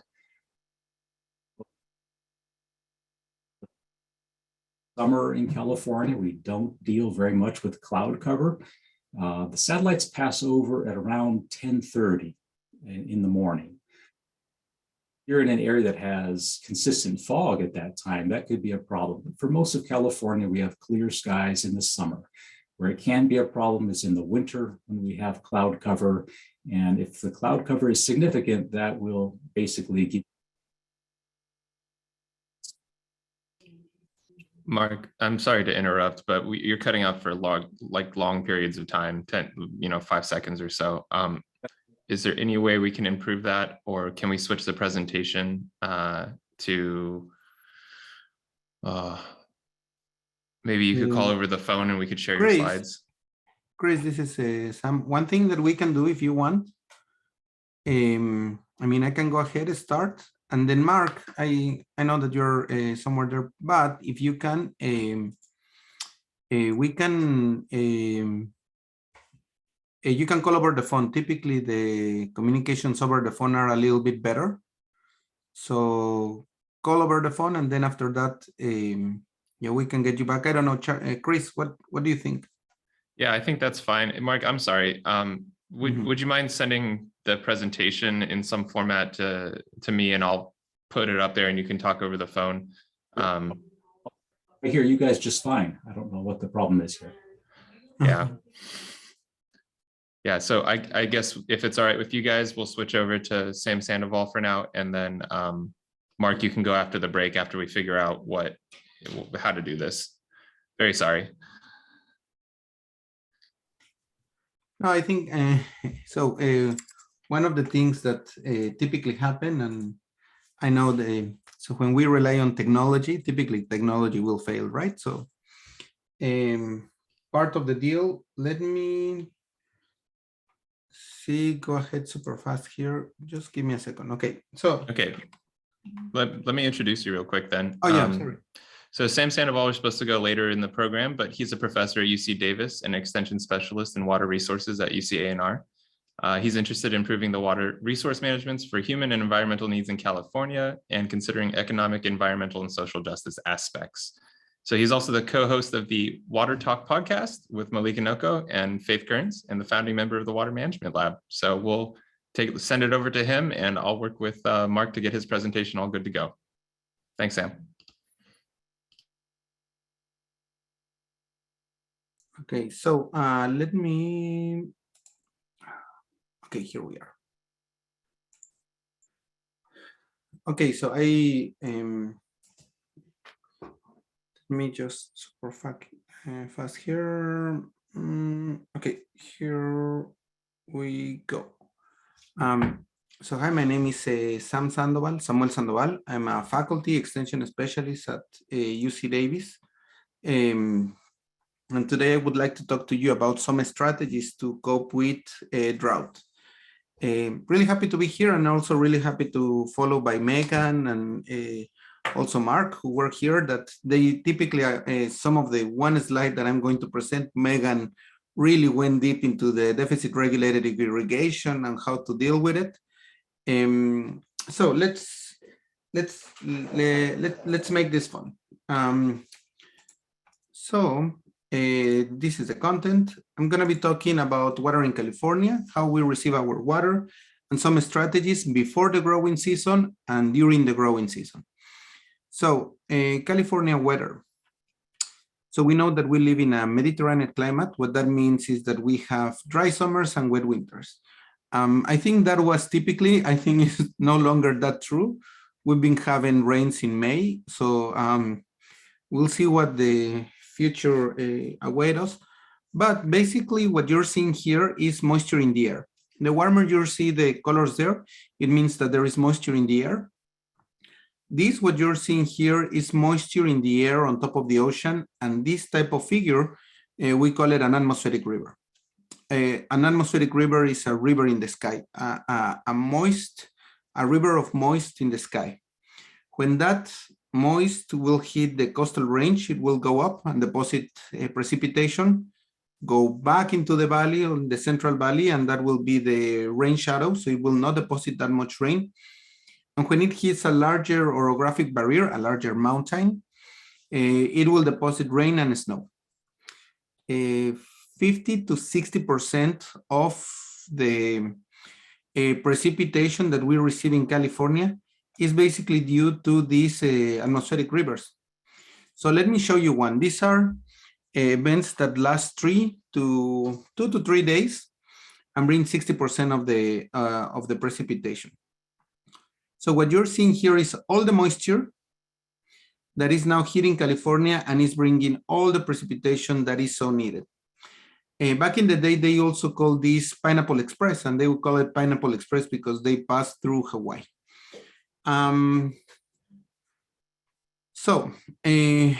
As we were discussing, there is a very nice podcast episode by Daniel Swain and Kat Gonzalez, and that is related with atmospheric rivers.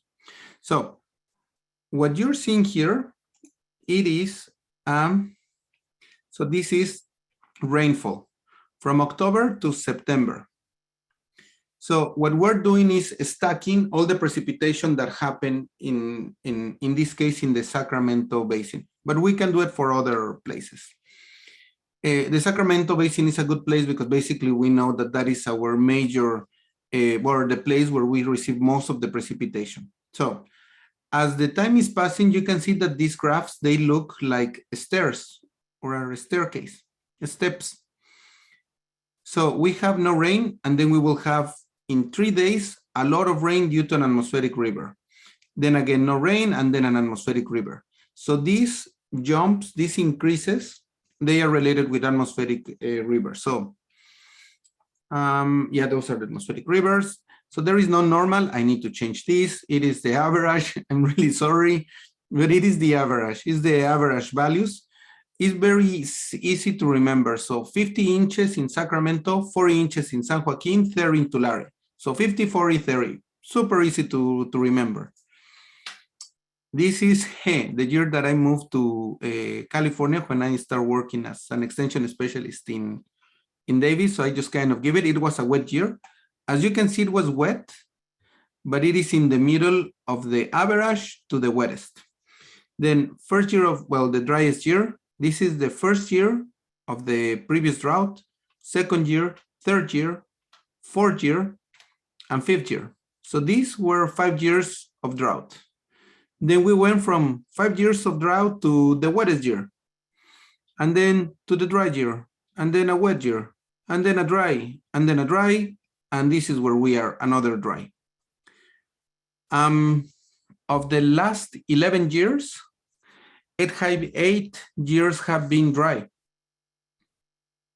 So the last decade, it was dry in California, like super dry. So let me show you the same, but now in terms of snowpack. So what you're seeing here is the snowpack, how much water is in snow on April 1st. And why is April 1st? Because basically that's the date that we think the last big snow events have occurred. So that's why we have April 1st.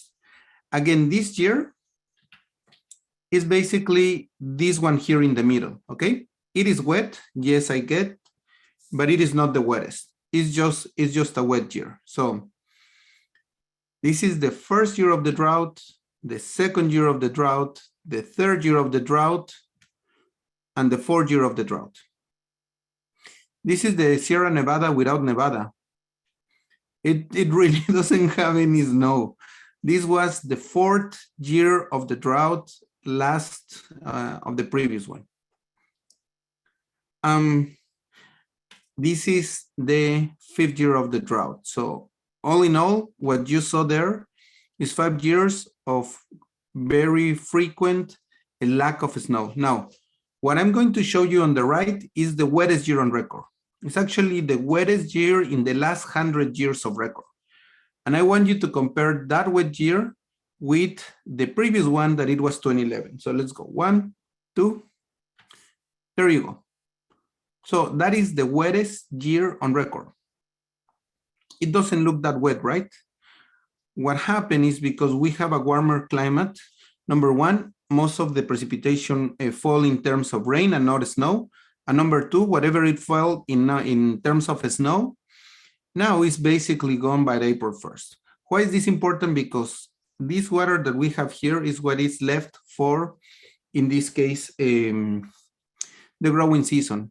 So we'll go back to a dry year and then a wet year.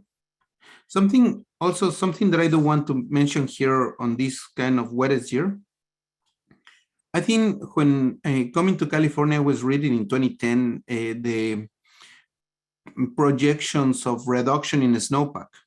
So since 2010, there have been people that have been predicting that we're going to lose the snowpack by the end of the century, 30 to 40%.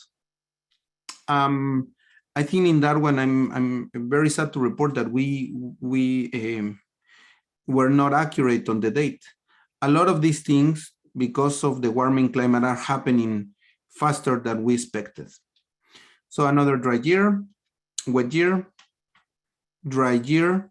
So this is on the current drought, this will be the first dry year, second dry year, and third dry year. This is where we were on March 28th.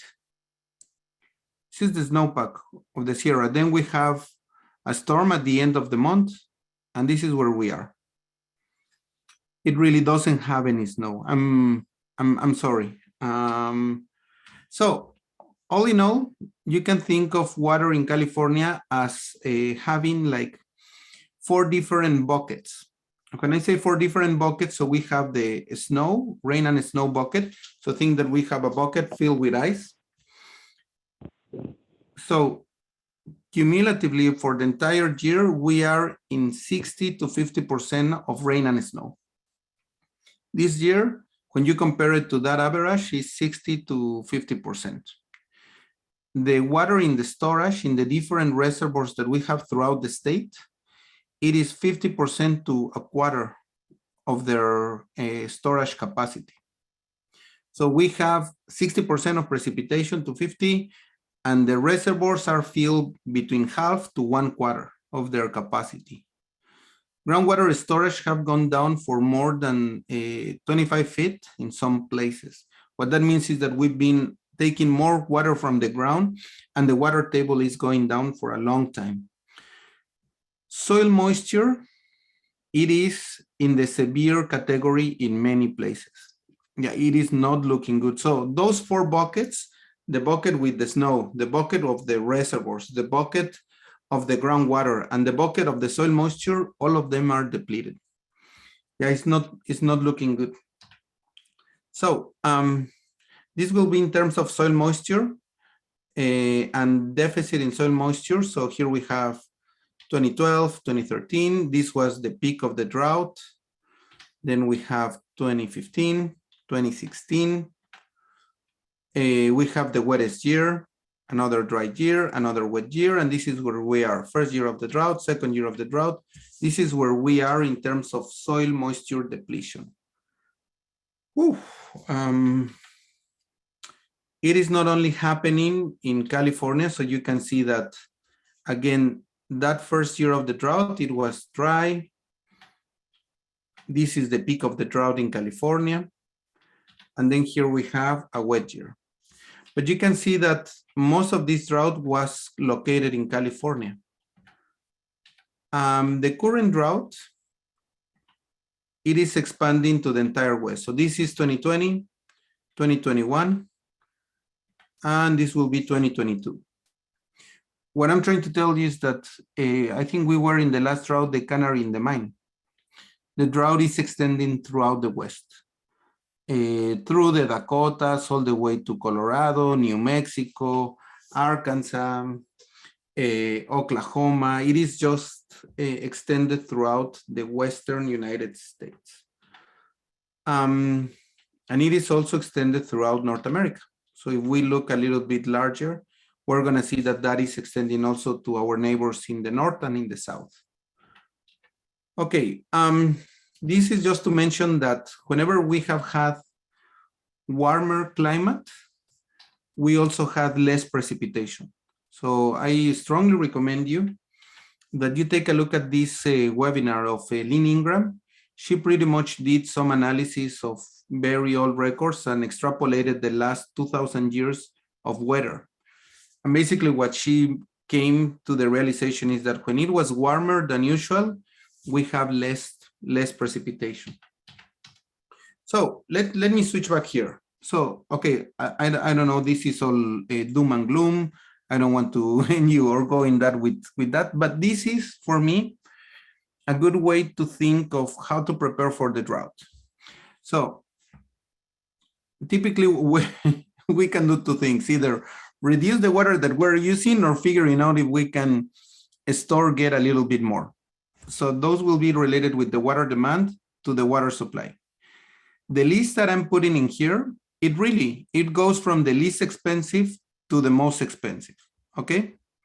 So think about, so the first thing is when you are rethinking of a part of a plot of the orchard, how much of you want to plant it in terms of annual versus perennials. The annuals can give you room for adjustment. Perennials, once you plant them, is like a marriage. You'll be there for some time in there. So just be aware that when you're putting a tree in there, you're really kind of giving it the ring and then figuring out how you're gonna get it. Cover crops. So I think the most overlooked storage is the soil. We have overlooked the storage in the soil for quite a long time. So I think we should keep an eye on it. And it is one storage that we can manage. Really, the storage in the ground, in the soil that we have is one of the fewest things as farmers that we can manage, that we have some direct inference. Environmental flows, you'll see, living water in the ground, in the rivers can help to recharge aquifers. Deficit regulated irrigation, DRI, Megan talked quite extensively about it. Irrigation efficiencies. Later, the F word, following. Yeah, following the land. I know it's really painful. Water conservation, and then irrigation deficit. Water conservation should go a little bit up here. Sorry, it's not that expensive. This one should go between cover crops and environmental flows. So that is on the demand. On the water supply, conjunctive use of all the water. And this one, try to think how you can use surface water, groundwater, snow water, storm water, rainwater harvest, fog, recycle, desalination. Water is water, regardless where it is. What I'm trying to tell you is that look around. Can we capture any water? I know right now it's almost the train gone, but there are actually some good projects related to use of recycled water from the city of Ukiah. Talk to your city managers. There is one of the most common missed opportunities is do not use wastewater treatment plants with tertiary treatment to have it back in purple pipes to use recycled water. Reservoirs evaporation, manage aquifer, water imports, and desalination. So I'm 50 minutes here, and Chris, if you're there, just let me know how much time I still have. I'll go to before the growing season. Oh, so number one, okay, what I'm gonna tell you is 5 years of research, and we came to this conclusion. Cover crops do not use more water than bare soils. That sentence there 5 years. All the white hair here, well, half of it, not all. Basically, what you're seeing here is the soil moisture of a winter cover crop and a bare soil. What I'm trying to tell you here is that, and this is in an almond orchard, and this was in a rotation winter cover crop. What I'm trying to tell you here is that, yes, when you put a cover crop, it will have evapotranspiration. We have plants in there, that's perfectly fine. But also it will create the conditions so water can infiltrate and keep the soil moist. Okay, it will also retain fog. Bare ground, it will produce runoff and it will produce evaporation. If you compare a bare ground with a cover crop, most likely you will have the same amount of soil moisture of a winter cover crop if you terminate it by the end of winter. This is extremely important. All the benefits that you can get on the soil, soil organic matter, increased water holding capacity, all the bacteria that is beneficial there, all of that, and you will not have a depleted soil profile, soil water profile, moisture profile. This is super cool. Okay, sorry, I have to spend it this because 5 years of research. Yeah, that's what happened. Whew. Okay, next one. Here we go. Oh, so what you're seeing here is the economic cost of cover crops. So you start planting, you start doing a best management practices to plant cover crops, okay? It will not be economically beneficial in the first year or in the second year. It may actually take 10 years or 20 years to be economically feasible. The benefits will come, a cover crop practice, it is in the long term. It will not reduce the water moisture, and it will be economically feasible. You have to be there for the long haul. What we're doing here is we did all this research and also this previous one of soil moisture in all these cover crop orchards throughout the Central Valley. What that I'm trying to tell you is that we drive a lot during the Central Valley. We really know Highway 5 and 99, but we also collected a lot of the data and we came up with that. Tomatoes, they are not, if you're doing this in annuals, you have to be for the long haul, 10 years. And if you avoid termination complications, so if you sign a contract where you have to submit your produce at a given time, if you terminate cover crop in a way or ahead of time, so it will not move your planting time, that is the make it or break it. So just be aware of that. Oh, we have these cover crops. We have a cover crop manual in English and Espanol. So you can do that, or you can have it in both language. This is from the almond board. Hi, regenerative agriculture.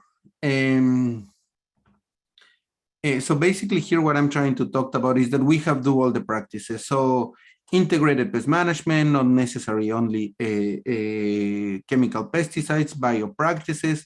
We know that our sheep is super, they are very good land mowers, and we get rid of the weed. Low tillage. So if you do low tillage and cover crop, that one will improve the soil moisture in a very short time. We knew we were just doing cover crops. Now we're doing, it is about to come up our research on low tillage. Really, the big factor is low tillage. That will increase faster your water holding capacity of the soil. Compost applications. Irrigation efficiency. Yeah. Have to make sure. So for instance, furrow, I mean, I know that we apply mostly in wine grapes drip irrigation. So we will have those bulbs of water coming through the soil. And make sure they are reaching roots. They are close enough. Dry farming. So I know, so something that I found different from, wine grapes in other parts of the world, in Europe, in Georgia, is that some of them, they are dry farmed. I know that they put some water in the first year to have the roots established. But because we irrigate some of the roots of our wine grapes, they are lazy. They just didn't want to go deep. We just keep it shallow. Think of it. Think how can we make our roots a little bit less lazy.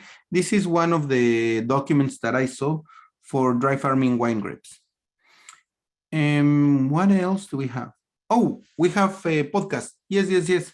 So if you want to listen, we have a North Coast Wine and Water, and that was done by Glenn McGorty in Ukiah. And then Mark Bethany, the one that had problems with the internet, we also interviewed him for Central Coast Wine and Water, Paso Robles, San Luis Obispo, and Salinas, all that area. Excellent wine and how to save water. We have those 2 podcasts available. Frost protection, and be prepared for frost protection. Do remember that in some cases you can use windmills. So you can, if there is a thermal inversion, so if there is cold air at the bottom and hot air at the top, windmills, they will help out for doing the mixing of the air. So the cold air can be mixed with the hot air and and prevent some or reduce the frost protection, Otherwise, we'll have to use water. So do remember that typically for irrigated water, half a foot to 6 to 7, 8 inches of water of irrigation. But frost protection can also have another half a foot to a quarter to half a foot. That is one of the most water intensive activities that we do. So just be aware. Sorry. Capturing the last rainfall. This is extremely important, guys. I know we have to be now, of all the things besides growing wine grapes, winemakers, wine grape growers, businessmen, all the managers. Now we have to be chasing the last rainfall. What am I trying to tell you? Keep an eye on the weather during the last part of the rainy season and see how you can prevent any runoff from your field. And if possible, how you can put some irrigated water in here. This is a agricultural farm, managed aquifer recharge, trying to recharge aquifer using agricultural land. Important because rainfall occurs during winter. Some of the roots might be hibernating. What I'm trying to tell you is put in water, not for 2 months or 3 months, for 3 or 4 days through the cultivated area, through the farms, can help to put water in the ground and replenish it. Yeah, this is something that you will see. A lot of people have, they do water captures for some of the creeks and storage. Aquifer recharge, what you're seeing here is an infiltration pond. So we have this kind of swimming pools that they are online, that whenever there is excess of water, we put water in here and let it sit and infiltrate. This is diverting water during a storm into an almond orchard and recharging that. So what you're seeing here, these are all the places in green where we can do aquifer recharge. You can see some of those here. There is a website that is called SAGBI, SAGBI. I will put it in here. And basically in that one, look for SAGBI, California. That will be a good way for you to find places where aquifer recharge can be possible. Sorry. This is in some of the areas close to Santa Rosa, some of these northern parts, Santa Elena, Calistoga, places where we have good places for aquifer recharge. And if we do some deep tillage, some of that can open a little bit more. So we may have the upper part of the soil might be a crust. So if we do deep tillage, some of those places may open a little bit more. During the growing season, yeah, Megan did a great job. So definitely irrigation scheduling and deficit irrigation, and see where you have this mild stress, moderate, high, depending on the bars. Some of these, she also mentioned that, yeah, don't mess that much between verizon and harvest. You in the fruit setting and here may have some deficit irrigation. In that one, I also think we've been developing these infographics. And basically, this is a good summary of also what Megan mentioned. So vineyards relatively respond well to regulated deficit irrigation. So growers should strategically apply available water, preferentially at critical growth stages. Megan mentioned those. Vines are fairly tolerant to water deficiencies, but water shortages across multiple seasons become problematic in the long term and have long-term impacts on the health and fruit production. So yep, that is there. Yeah, we can use, as I was mentioning, conjunctive use of all the water. Yeah, so during droughts, the important thing about groundwater is that groundwater is our saving accounts for droughts. So whenever there is a rain, use surface water. Only during droughts use groundwater. Typically, when we start using groundwater and then we have surface water available, expand the operation. That is just shooting ourselves on our own feet. Groundwater is for droughts, so don't use it wisely. And then water transfers. In this case, water transfers, this might be one of the last resources. Figuring out where you can do water transfers. You can see the activity here of how many water transfers have occurred in the last, well, since 1982. Also, one other thing that I do want to mention here is that, so this is a good table for you to think of what are strategies that are from the cheapest to the most expensive. So conjunctive use, water transfers, agricultural efficiency, urban efficiency, recycle. Until here, you can see that these are the most affordable. Once we start going in the surface storage and desalination, then we're really into the big business. It's gonna be expensive. So I think we can do a lot of things before actually start thinking on a bigger concrete infrastructure. Just to finish, the hydrological cycle. So we are aware of water, we are concerned, we panic, it hasn't rained, then it rains, then we forget about it, and then we hit another drought. Very few things we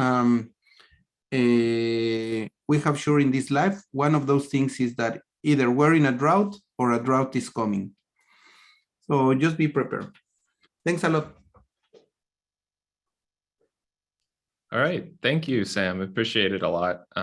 Thanks for saving our schedule a little bit there. And we're gonna do a 5-minute break for now. During that time, we can answer, if Sam would stick around, there's a couple questions in the Q&A, and we will also post the CCA units for the 2 talks that had them in the chat, as well as display the QR codes on the screen for everybody. So yeah, let's get at those questions. I'll read them off to you. The first, I lost it. Okay, so the first one was recycled water best use is purple pipe direct use or conjunctive use via groundwater recharge? No, you can use it directly. So I have seen both. Okay, let me when we have tertiary wastewater treatment, typically it will come and it is already high quality. It might be drinking water high quality. If it is not drinking water high quality, we're gonna mix it, and we mix it with either groundwater or other one. And the purple pipe water, it is really a potentially used, or you can be used directly in your fields. So yeah, we can do the recharge in the groundwater and then take it out. It will be a little bit more costly, but what I've seen, so if you have eaten strawberries from Driscoll's, if you go to the grocery stores and you get a pack of strawberries from Driscoll's, most of the strawberries that are bought from Driscoll's, they actually have been irrigated with recycled water, 60 to 80%. So what I'm trying to tell you is that we've been doing that. We just don't know it, and it's been secure. The next one, do you think in high rainfall years, there is more soil water storage deep in the profile? Oh yeah, no, yes, Erica, you're super true, yes. So when we have high rainfall years, if we have a field that have been planted with cover crops, it will have increased water holding capacity. That one for sure. So I don't know, any other comment, question? Okay, if you do have any more, please, again, put them in the Q&A. Thank you, Sam. Appreciate it a lot. Yeah, thanks everyone. Good seeing everyone. And if there's any questions for speakers that have already left, then no problem at all. We will send it to them later on. So we're gonna have Mark Batney, round two again here in about a minute or two. I'd say just a minute from now. So I'll remove your spotlight, sorry. So just hang on there and we'll get going. Thanks.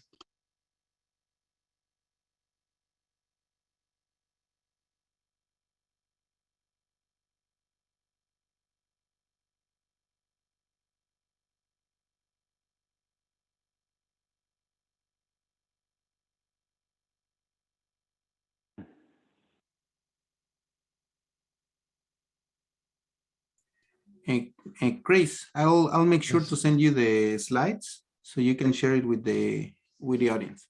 Thanks a lot, you. everyone. Okay, Mark, are you there? I am here, Chris. Can you hear me? Yeah, I can hear you fine now. Thank you. Perfect. Perfect. So I'll let you do this, and then whenever you want the slide changed, please just go with the next slide. Just tell me. Okay. So are we starting now? Yeah, whenever you're ready. Okay, yeah. So thank you everybody again, and I certainly apologize for our bad connection. So my presentation here, using satellite data to aid irrigation management.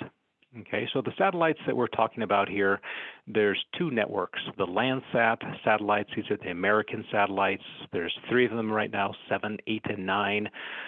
Really, it's 8 and 9 are going to be our current ones that we're going to be using. They take 16 days to cover the globe, and they're staggered, so one passes over every 8 days. So that's a fairly frequent passage. They sample NDVI, that's their main interest for us here. The pixel size is fairly large, 30 meter by 30 meter, and I'll show you in a minute how that looks. They also take a thermal measurement, so kind of a temperature of the ground surface. Larger pixel, that's 100 meter by 100 meter.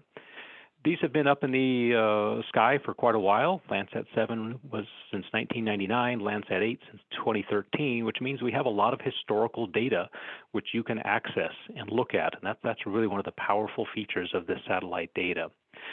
The Sentinel satellites, there's 2 of them, 2A and 2B. They pass over even more frequently, so 10 days each, or one passes over every 5 days. So between the 2 of these, the Sentinel and Landsat, we have basically a satellite passing over roughly every 3 days or so. So a very high frequency of measurements are being taken. The Sentinels have a finer pixel size with their NDVI, 10 meter by 10 meter, which is a big advantage when you're trying to visually look at these features in the field. But they don't have a thermal measurement. And these are more recent satellites, with 2015 and 2017. So again, we don't have as much historical data on them. Okay, next.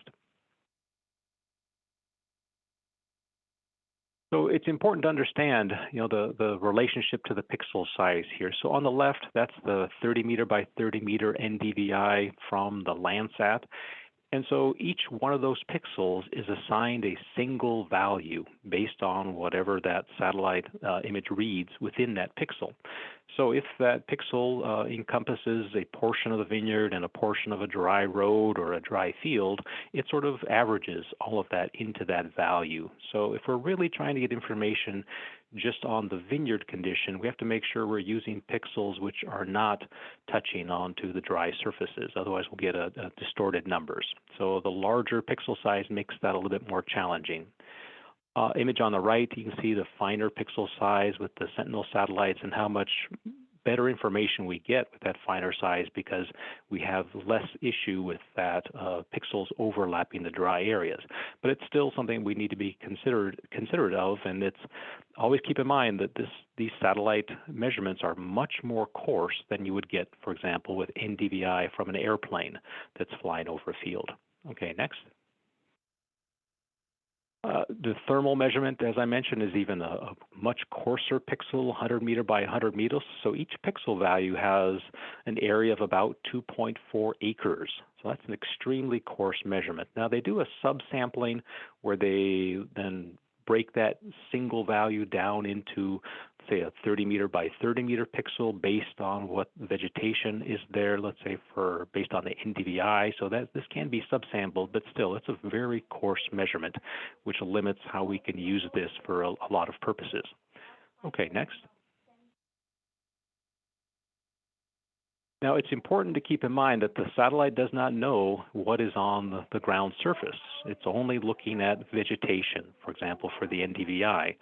So in the image on the upper left, where that vineyard, the only foliage that's present is the wine grapes themselves. There's no cover crop there. So under that condition, the NDVI value is representing only wine grape foliage. So we would know that based on our knowledge of what's going on in the field. Upper right, where we have a cover crop present and very little grapevine foliage, under that condition, we're going to get a high NDVI reading because there is so much foliage.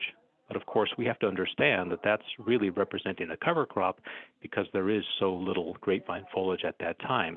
Now you can imagine when that cover crop is mowed or dries up, that number is going to change. It'll drop very dramatically, and then it'll be a number that represents just the grapevine foliage.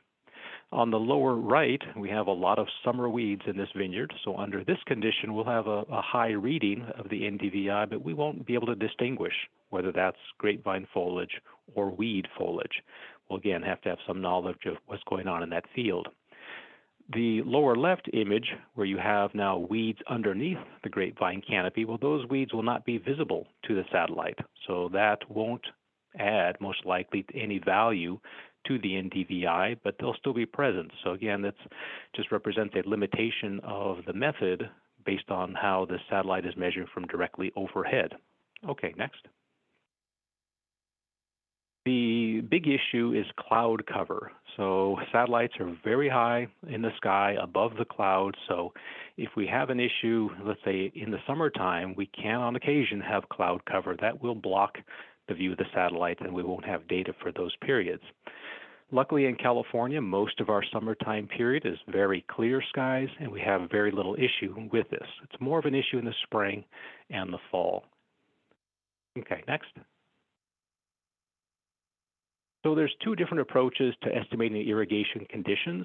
NDVI, based on the data that I've shown you, and we can use this to estimate a crop coefficient value and then use this with our reference evapotranspiration. It's a fairly straightforward approach. I'll kind of discuss how we can do this and some of the limitations and maybe how you might want to use this in your program.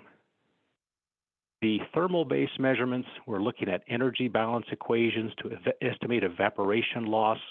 Now, this is something that right now the OpenET website that you may be familiar with is our main venue to have advantage of this information from a public source, and I'll show you that at the end as well to give you an idea of how we can at least understand what is going on in our fields with this data.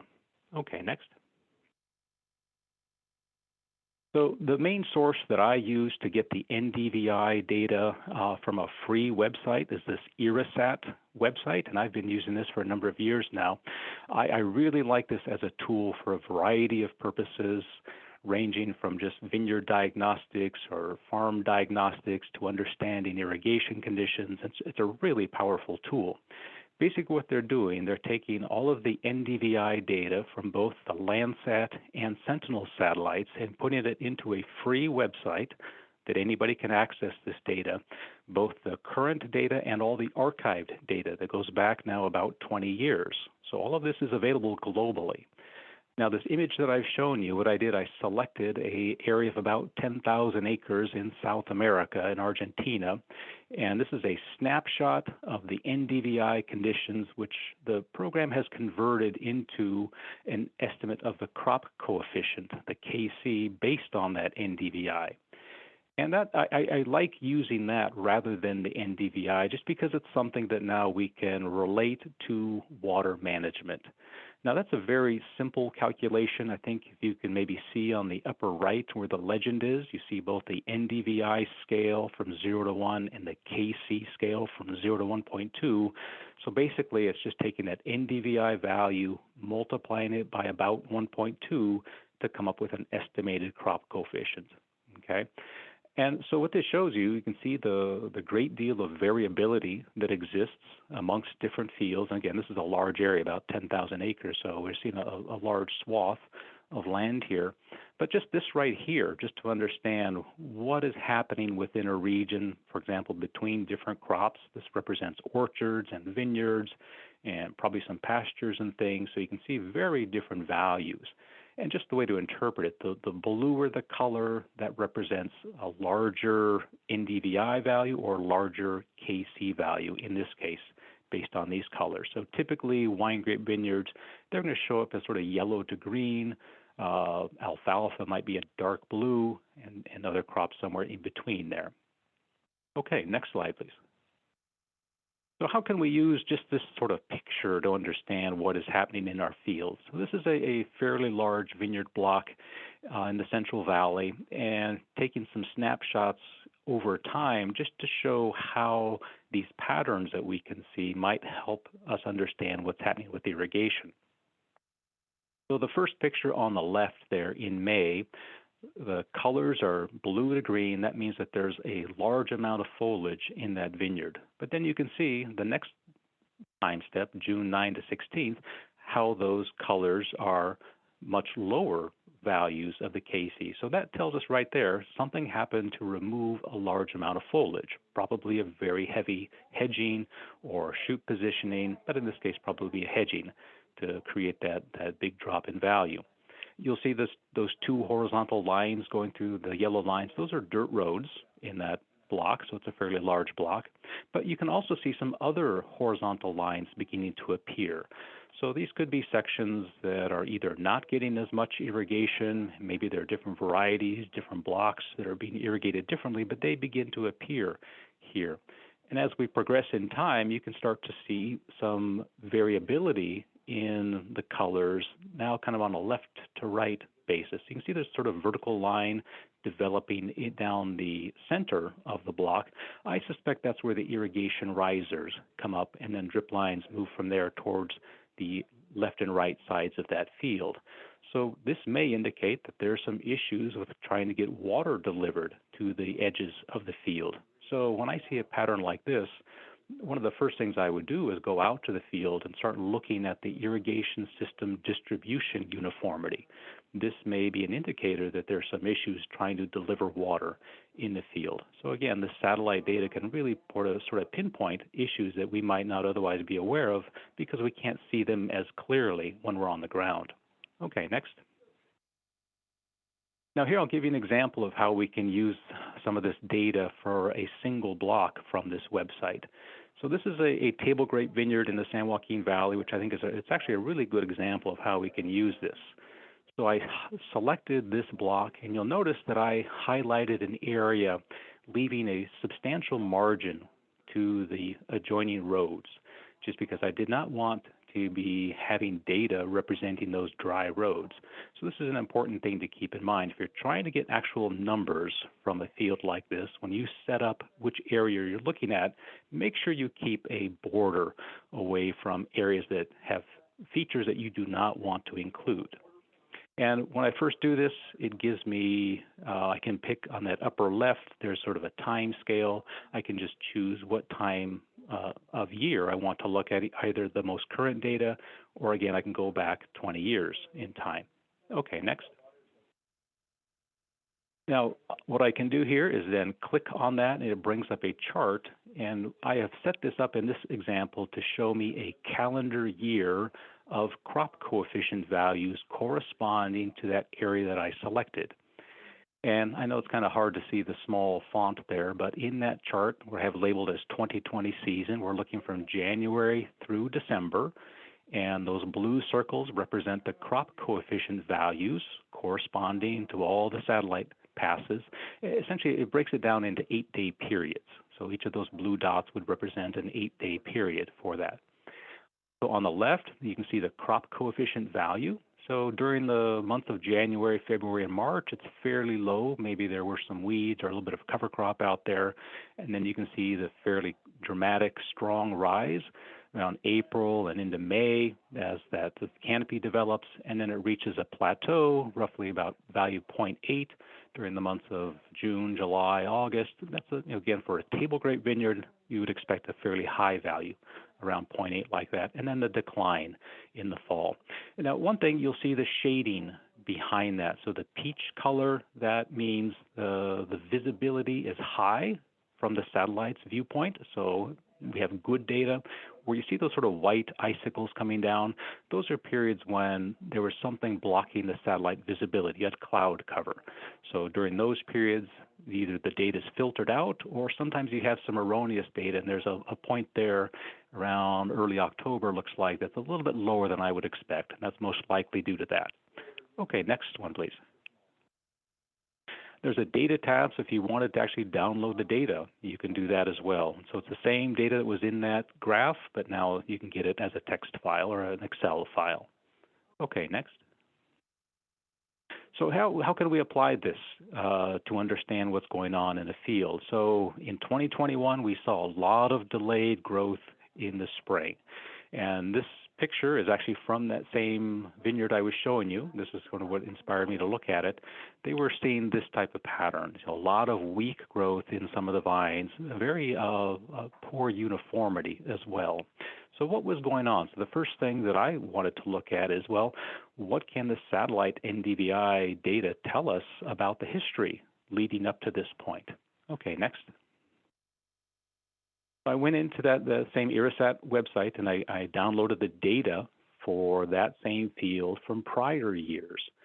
So we're looking at 2018, 2019, and 2020 seasons, and I've plotted in the KC value that was from the NDVI from April through December here. So you can see in the spring for all of those years, very similar patterns, increased very rapidly.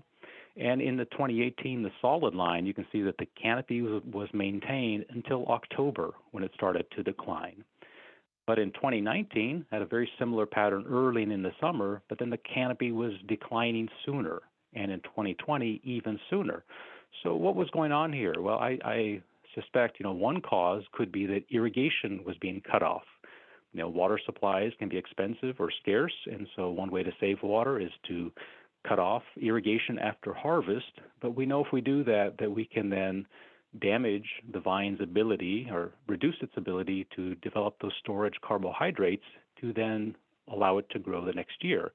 And Sam mentioned, he showed a slide from Glenn McGordy kind of mentioning just that that if we do cut off too much the water to our vines, we can create problems with their productivity going forward. Okay, so next slide, please.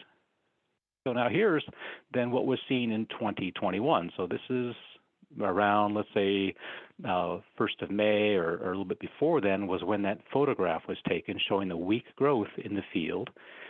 And now you can see how that vineyard responded throughout the rest of the season. So very weak growth in the spring, very delayed growth throughout, but then eventually by July, it had reached the normal canopy size. And so that is really a consequence of the prior seasons having the irrigation cut off sooner and not having the storage carbohydrates built up. Now, the good thing is here, I think once the grower realized what happened, you can see that in 2021, they kept the irrigation on later. They kept the canopy going later, which I imagine is from irrigation out there. So that to me is a really good way, a good example of how we can use this tool to understand what is going on currently in our vineyards, but also to try to do some sleuthing to figure out what has happened to create the conditions that we have. So I really want to follow up more on this going forward as well. Okay, next, please. Now, because the system stores historical data, we can go back in time with our own data and do some analysis to better understand how we might manage irrigation going forward. So you're all familiar with this basic equation, irrigation equals Kc times a reference evapotranspiration times a deficit factor. Typically, we use this. If we have a Kc and ETO and deficit factor, we can use this to calculate how much irrigation to apply. Next slide. But now, if we rearrange this equation and solve for the deficit factor with our historic values of irrigation and Kc, in this case, I call it Kc NDVI because it comes from this satellite data, and reference evapotranspiration, we can solve for what deficit factor we were using in the past. So let's say for 2 years ago, you had a really good year, you really liked how the vineyard looked and performed. If you go back in time, assuming that you kept irrigation records, you could then do this calculation from data from the website and from reference evapotranspiration data and solve for the deficit factor that you had used.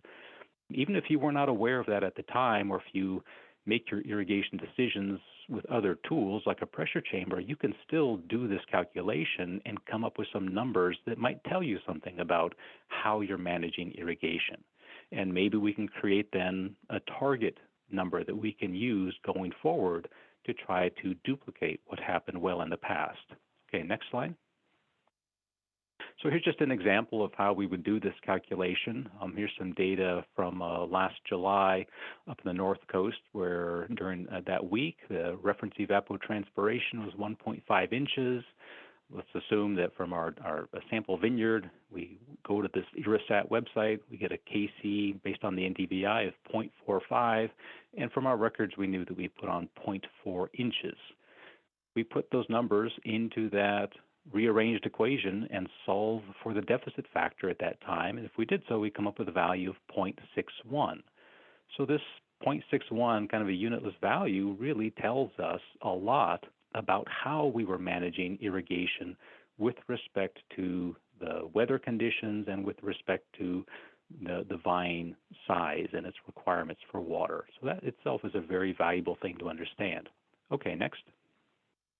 So now here's just a very hypothetical example. Let's say you did this for that good year a couple years ago when you really liked how things looked, and you solved this, let's say, on a weekly basis or a bi-weekly basis for your vineyard, and you said, okay, this is then what I had done as far as the deficit factor over that period of time. This then gives you a target to kind of aim for with your future management if your goal is to try to duplicate what was done in the past.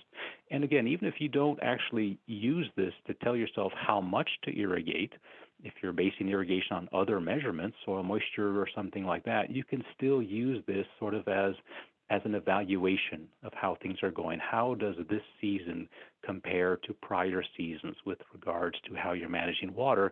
And maybe it might flag you, hey, there's something big, a big difference going on that you were not aware of. And this might be a way for you to see it. Okay, next. So fundamentally, if we are using, if we do develop this type of relationship with our deficit factor, we can now use this going forward. If we take current reference evapotranspiration data and the current Kc NDVI value from the satellite data, plug that in with this deficit factor that we developed from previous years, and that in theory can tell us how much irrigation to apply. But again, I would not recommend you do just this. You want to use your other tools and other observations and use this as sort of a one more additional source of information to help guide you with regards to how much to irrigate. Okay, next. So I wanted to talk a little bit about the thermal data from the satellite readings and how it is being used. And one of the main tools that we have now, a fairly new tool, is this OpenET website. This is a massive effort to bring really well-developed, accurate crop evapotranspiration data to the whole Western U.S. Really very impressive bit of work going on here. But again, only to the Western U.S. The previous website I showed you, the IRISAT, that's global coverage. You can go anywhere in the world and get that satellite NDVI and the crop coefficient value. Here, the OpenET is only for the Western U.S. Okay, next. And if you zoom in on that website, what it shows you, it already outlines individual fields and has them broken down by crop type, so it should label your crop type. I think it's fairly accurate in that. And then if you select a field, it will then show you the estimated annual water use from that field, and you can go back in time down to 2016 right now. So it's, in some ways, it doesn't show us, for example, the spatial variability in the field like we saw with the NDVI data, but it does give us a very convenient way to have an understanding of basically how much water is being used within a region. So imagine if you are working for a groundwater sustainability agency or something, or a water district, and you're trying to get a feel for where is the water being used, how much is being used in different places. This is a really good starting tool to help you understand that. Okay, next. So that this website, it uses 6 different equations to estimate water use on a monthly basis from every field. And here, and this is a plot showing the monthly values from all 6 of those different equations for a given field. And so you can see that they all have, they measure a little bit differently. And so the numbers are not always in agreement. And that's, again, just part of the process here of science evolving towards more and more accurate data. A number of these use those thermal measurements from the satellite. So that's one of the basis of their measurements here. So keep in mind that large pixel size of the thermal. If you're trying to apply this to a very small field, that can be problematic. But for larger fields, that becomes much less of an issue. Okay, next. So what this website does, it averages all of those different model values into this ensemble average, which is then what we would use in those displays to show us what is the water use for those different fields. So again, I would advise you to take a look at this, get a feel for what it shows you for your different areas. You might be able to tease out some interesting differences based on what this data is telling you as well. Okay, next. So that's it for you. Sorry if I feel like I'm going a little fast here to keep you guys on time. If any questions, feel free to let me know, and feel free to follow up with me afterwards as well. So thank you very much. Thank you, Mark. We do have a minute or two for questions. If anyone has any, we do have one in the chat that I believe Sam Sandoval is answering, but one of the questions was the recycled water generated in winter and early spring. Should an agency store this processed water in the groundwater or just discharge it into streams? Yes, I mean, if we can, we should store it in all the different parts that we can store. That can go from small farm ponds, it can be in the soil, it can be in groundwater, it can be in other places. So yes. Then, by the way, you estimated costs of production between 1,200. Okay, so yeah, it is basically, yes, that is correct. Yeah, recycled water will go to that price. I mean, you can think of, if you're receiving surface water in California, you may be in the $20 to $60 per acre foot. And then from there, you can see that it is like one order of magnitude, the use of recycled water. Now, recycled water is already being produced. So all the cities are treating their water. So I think it's a way how to use these different or how to collaborate with these sanitation districts to make recycled water available. That is correct. Driscoll's has been using direct purple pipe recycle since the 1900s. And can reuse tends to favor the use of recycled water for groundwater. Yeah, so in terms of toilet to tap, so depending on where you live, but you have already drinking that. Like, I mean, I'm sorry to break the news, but for instance, I live in Davis. So water that is being used, for instance, in Redding, that has been used in Redding, treated, put it in the Sacramento River, that the city of Davis and Woodland catch it downstream. Then we drink that, we put it in a drinking plant, and we put it back into our system. What I'm trying to tell you is that people living in Santa Rosa, most likely the treatment plants of the city of Ukiah that are discharging in the Russian River or Cloverdale, or we've been doing that for a long time. It's not widely used. Yeah, I think, as you can see, we are, I think it's, yeah, it's one way to mention the toilet to tap, but the reality is that we've been doing that, and it is a practice. So anyway, yes, thanks, Chris. Sorry. Yeah. Thank you, Sam, for answering that. And thank you, Mark, for the presentation. Thanks for also adjusting to the, internet problems. So we have our next speaker now, Dr. Steve Lindau. He will discuss the role of bacteria that lives on the surfaces of leaves on frost damage to grapes and other crops. He'll share the results from his recent study that help us better understand the process that leads to colonization of ice nucleating bacteria on plants and how to suppress them, including cover crop management and the application of copper bactericides and to achieve frost control in vineyards. So thank you very much for waiting, and please take it away, Dr. Lindau. Thank you very much. I'm going to talk about frost today, even though it's a water study, but Sam kind of introduced this as well, and that the use of water in frost control is one of the biggest issues that you're going to be facing as we have less water and more frost. Certainly this year was one I'm sure that many of you have run into some frost problems. But yes, frost damage is a big issue in California grape production. And if you're lucky and have a strong inversion where you can mix the warm air with the cold and have enough money to buy all these expensive wind machines, it is an effective strategy, but it is limiting. And for that reason, water remains one of the most common methods of frost control. But as Sam mentioned, this can be a major requirement for water, several inches a year, depending on how many frost events, because you have to have enough water to keep the plants wet all night long for that heat of fusion to be released to keep the plants from actually getting down lower than the freezing temperature of the water. So frost is a big issue. So I want to talk a little bit, just a little background before we back to grapes in terms of plants, microbiology, and freezing all kind of go together. So plants are colonized by large numbers of microorganisms, bacteria for the most part. And a subset of those bacteria are capable of catalyzing ice formation. And it is the formation of ice in plants that actually is responsible for frost damage. These tomatoes, but grapes and everything is basically the same. But frost is due to the formation of ice, and it's a physical formation of ice that tears the plant apart that we have to worry about. It's not the cold temperatures per se. Plants can tolerate quite cold temperatures as long as they don't freeze. What you may not recognize is that water does not freeze at 32 degrees unless there is a catalyst for ice formation around.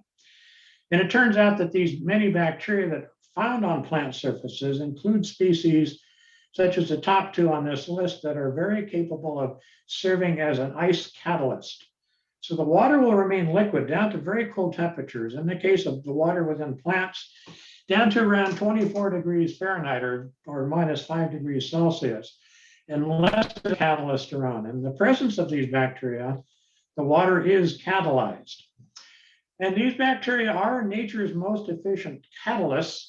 And in this case, the Pseudomonas syringae, which is the most common nucleator and the most common on grapes and most California crops, Water will only cool to around minus 1 degree Celsius. That is, at this temperature, the water will be catalyzed to form ice in the presence of these bacteria. So the plants harboring those large numbers of bacteria will not remain liquid to very cold temperatures. It turns out, however, that plants themselves are not particularly good at catalyzing ice on their own. That beans and corns and tomato and other things, including grape, they do not have many of these bacteria on them. They can easily cool to around -5 or -6 degrees Celsius. That's around 25 degrees Fahrenheit without freezing. And they can be allowed to cool and avoid ice formation and avoid frost. But it's because of the presence of these bacteria, such as a single bacterium that must have been present on the surface of these citrus leaves of a picture I took several years ago in the nighttime. You can see the ice has now started to form. It's darkened. Ice is spreading into the leaf. The dewdrops on the leaf in the vicinity of this dark area are actually now ice. And the ice is now spreading across the plant. This is what happened basically on all plants if you were to go out and watch them.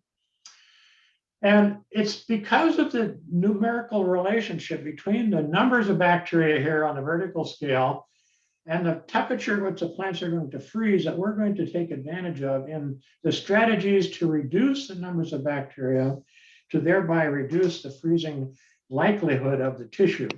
Because if you have large numbers of bacteria, like 1 million bacteria, the plants are hopeless. They're going to freeze at a very high temperature. But if you reduce the numbers of bacteria, you approach this temperature of around -6 or so Celsius, 25 degrees Fahrenheit, where the plants would otherwise cool to without freezing. And again, it's not just temperature that drives the amount of damage. This is field data where the amount of injury, frost injury is shown on the vertical scale. As you get colder and colder, you see more and more frost damage. But at a given typical temperature like -2, which is around 28, 29 degrees Fahrenheit, the amount of damage that you see increases with the numbers of these bacteria. So changing the microbiology of the plants to reduce the numbers of these bacteria will reduce the likelihood that ice is going to form and therefore the amount of frost.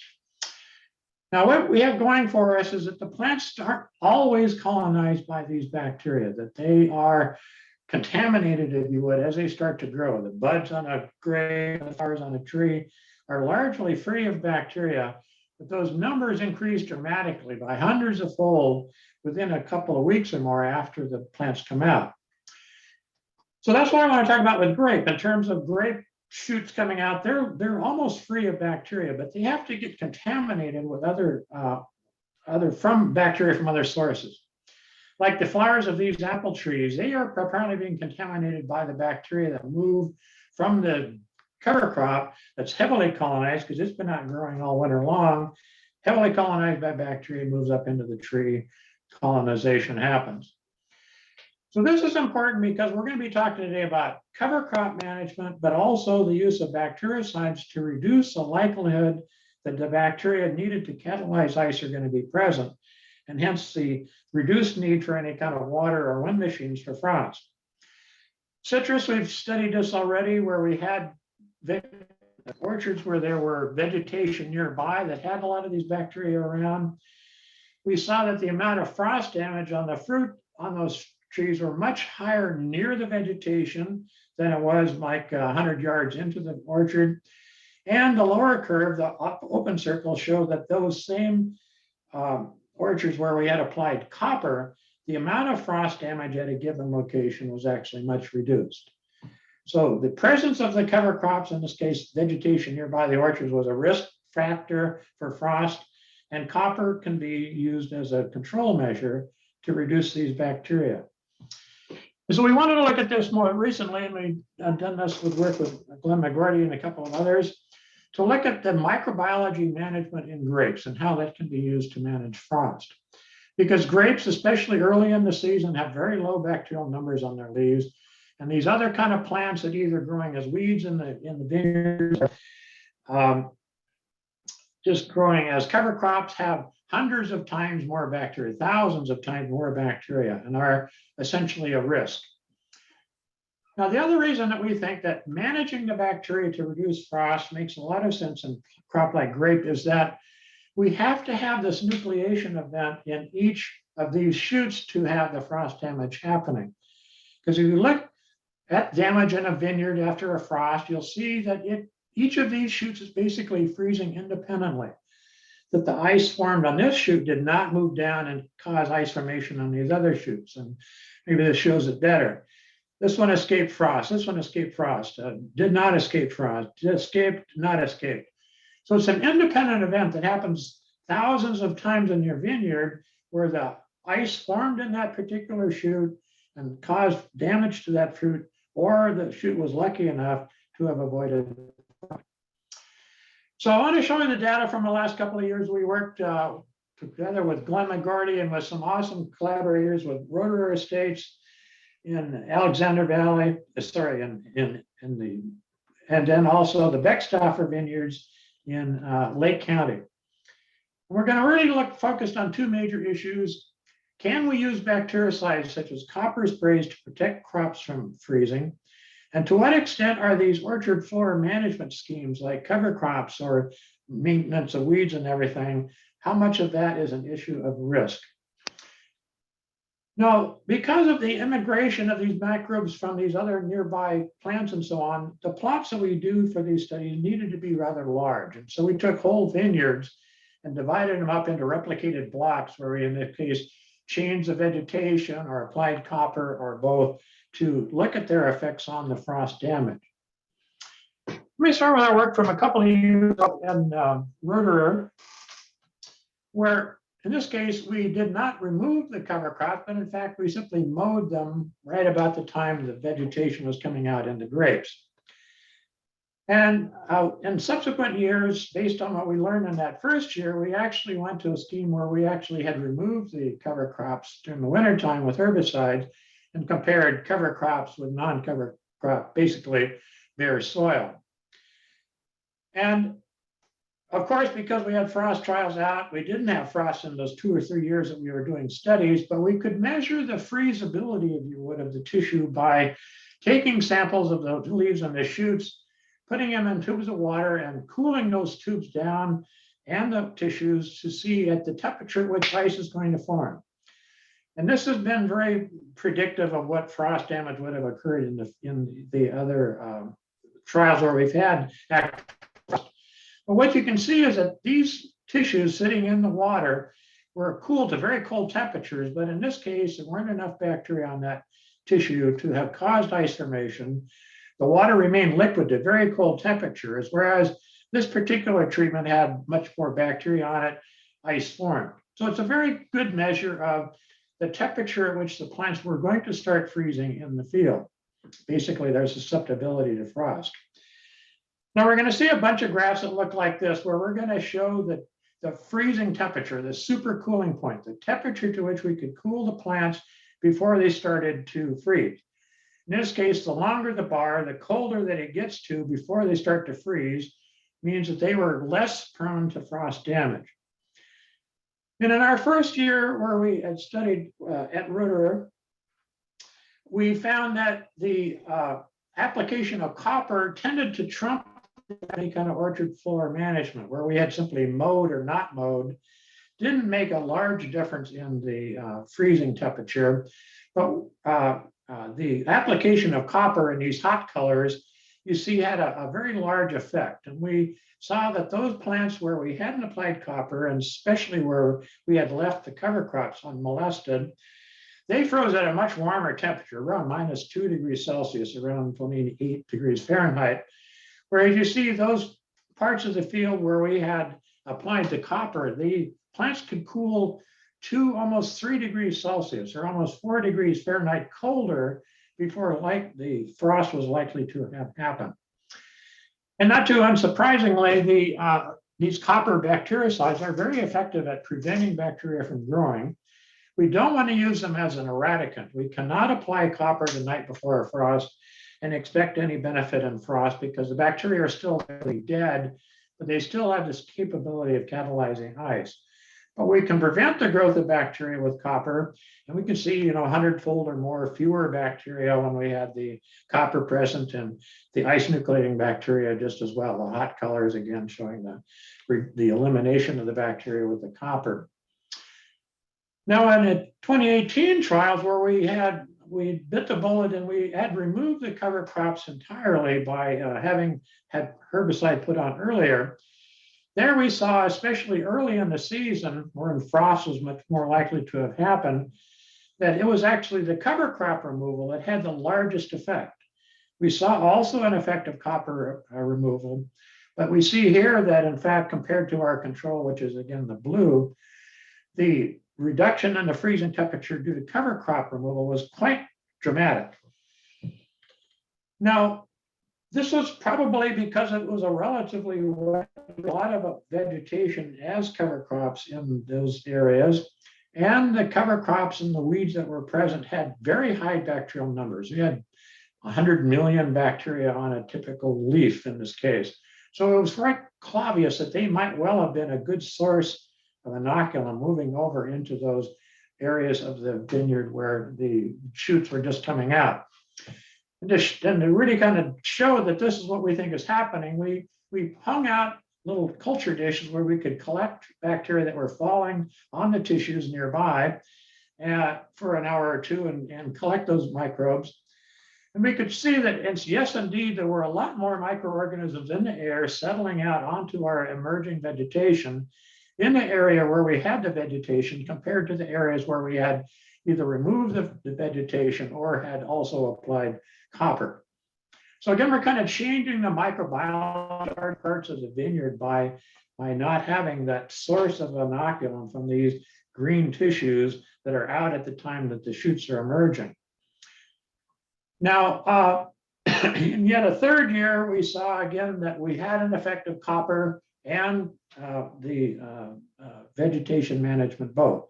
And it seemed to depend from year to year on the kind of climate, how much vegetation growth we had, and the propensity of the bacteria to grow on the plants after they got there.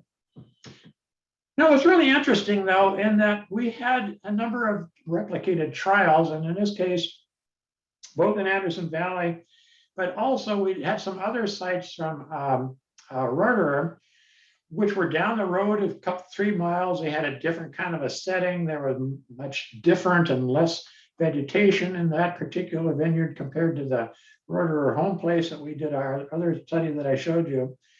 And compared to the freezing temperature, same year, same varieties, similar management schemes, the Rotorua home place had a much more freezable plants. They froze at a temperature of -3. Here in the Kearney Ranch just down the road, everything else being the same, you see that the plants were much less likely to freeze. So it seems like there's a strong contextual effect of these effects on the microbiology and hence the freezable of the plant. More or less rain, more or less cover crops, and so on. And that was particularly true when we moved to do some work also in Lake County with Beckstoffer. And there we saw in the same years that we had been studying Rotorua and Anderson Valley, I should say, the freezability of these plants in Lake County were much less. They had this ability to supercool and apparently frost much more dramatically than that at, say, Anderson Valley.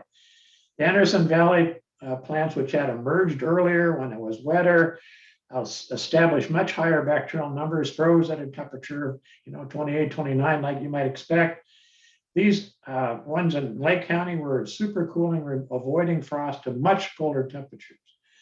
And that was probably due again to the fact that they had many fewer bacteria on them. The Anderson Valley plants had 100 times more bacteria on them than any of the plants in the Lake County site. And this was something we saw year after year, the late emergence, the drier climate. We just had a much larger avoidance of frost, everything else being the same. And because of that, we saw only a modest effect of having copper present or the cover crops. So again, in places like Anderson Valley and probably other parts of Napa Sonoma, there's moisture, plants are coming out earlier when it is moist and wet when the plants are going to be colonized by the plants. They have a lot more microorganisms present. They're going to freeze at a warmer temperature. We have a large effect of copper. Copper applied as a prophylactic starting at the time the first shoots come out is very important to have any kind of protective effect. And the cover crop effects can be particularly large, especially in those years when there's a lot of vegetation that is going to support the growth of the microorganisms. Now, again, cover crops, we've heard a lot about cover crops already this morning. They're good, they're bad. I've talked about how they're bad in this context. Would it be possible to simply have the cover crops and have your candy too, in this case, by mowing? If you think about it, you mow the cover crops down, you've got all that tissue still present. It's going to slowly dry up. Cover crops are going to resprout. And that's going to also be a source of continued release of the microorganisms from that green tissue that's still out in the vineyard. But also the mowing itself, by your pulverizing the plants, that's going to almost certainly release microorganisms into the air. And studies we did with Glenn showed that yes, indeed, the process of mowing does in fact release quite a large number of microbes into the air. So at this point, it doesn't look like simply mowing early is going to be enough to get the full benefit of this reduced microbiology. That you're going to spread them around by mowing, there's still going to be plant material there to release them. And so there may be other things you might have to do to avoid that cover crop effect, which will tend to make plants colder, but also more likely to freeze. One other small point I want to make before I move on to the last point on cover crops. The strategy that we investigated, and that was to apply a protective bacterium, a competitive organism that grows on the plants and prevents the growth of the nucleating bacteria themselves. And so we thought about applying those protective bacteria to the cover crop in the wintertime, but also then to the foliage of the plants themselves. And we saw a modest effect, not nearly as large as we saw from applying copper. But again, the bacterial treated plants had a lower freezing temperature. This was seen in a couple of ways, both by the freezing temperature, but also by the lower numbers of ice nucleating bacteria. But it doesn't look like it's going to be nearly as effective as cover crop management. So cover crops are something you probably are going to want in many cases. And so Glenn has been interested in this phenomenon of whether there might be better cover crops to minimize their detrimental effects on frost. And so we've been evaluating in collaboration with Glenn the microbiology of a variety of the different types of cover crops that he's been establishing at the Hopland Station over the last few years. And in fact, you can identify certain cover crop species that do seem to support much lower bacterial numbers than others. So I'm going to throw a few slides here real quickly. You can kind of look for your favorite cover crop on the axis on the bottom. Again, we're looking at bacterial numbers. It's a log scale. So every unit change here is a 10-fold difference in bacterial numbers. And you can see that some species like red oats, or in this case, mustard, had hundreds of times fewer bacteria than some of the, quote, poorer cover crops. In other different years, we compared different things. So as lupins and flax were good in the certain trials. And very often, many of these legumes, like different pea varieties, were in fact among the better varieties of cover crops that might give you the benefits of the cover crops in terms of everything that Sam and others talked about, but to avoid some of their sources of microorganisms. So I'll just stop there and say that, yes, there are probably things you can do to live with cold temperatures, especially if you're going to be low on water. You might be able to save some of your water for only the most severe frost events by having your plants less freezable, by having a lower population of these microbes that are going to otherwise cause a frost damage. Thank you very much. Thank you very much. It seems like we do have one question for you, and it is, what are the environmental impacts of applying copper? Coppers will slowly accumulate in the soil. If you apply them year after year after year, you can start to see some buildup of copper. Only in exceptional cases has this ever been shown to really affect plant growth. They're not intrinsically toxic to animals or anything else. They've been long used as a bactericide. We wish we had better bactericides to use, but unfortunately, they're some of the best protectant bactericides that we still have because they are generally effective against many pest organisms and they're relatively persistent. They don't wash off of plants very quickly. So there are good and bad things about copper, but it's kind of what we have to live with if we're going to use a bactericide. Thank you. We have one more question. Is it possible to take leaf bacteria samples and have it tested to predict freezing temperatures? I don't know if there are commercial labs. There might well be some commercial labs that could test these. The species that catalyze ice are well known. They could easily test for those species. We have done this as a service for a lot of our collaborators over the years, but I'm not in a position to do that anymore. But it's quite possible that there would be commercial labs that this could be done at. Okay, well, thank you very much, Dr. Lindau. We appreciate it and very cool topic. So we're going to take a legitimate break now, not that brief one as before. So we'll say 10 minutes and then I'm the last presenter and that'll be our day. So please, use the restroom, eat something, whatever you got to do, and we'll be back in 10 minutes. So right before 11:20. Thank you very much.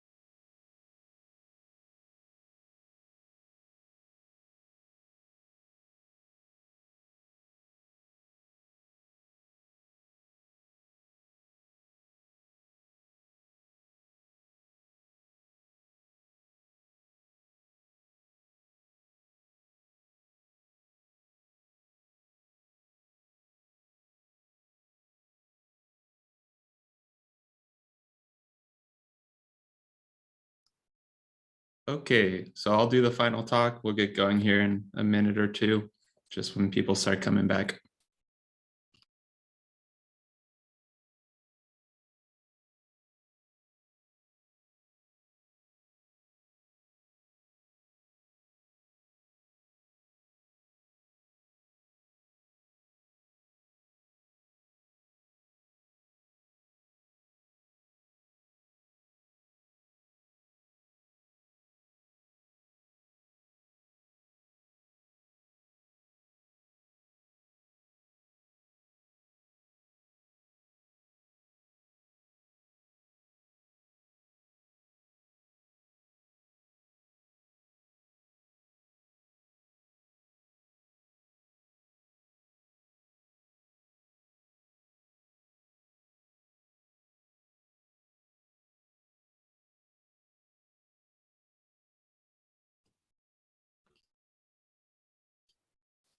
Okay, everybody, whoever's left, thank you for sticking around for this last presentation.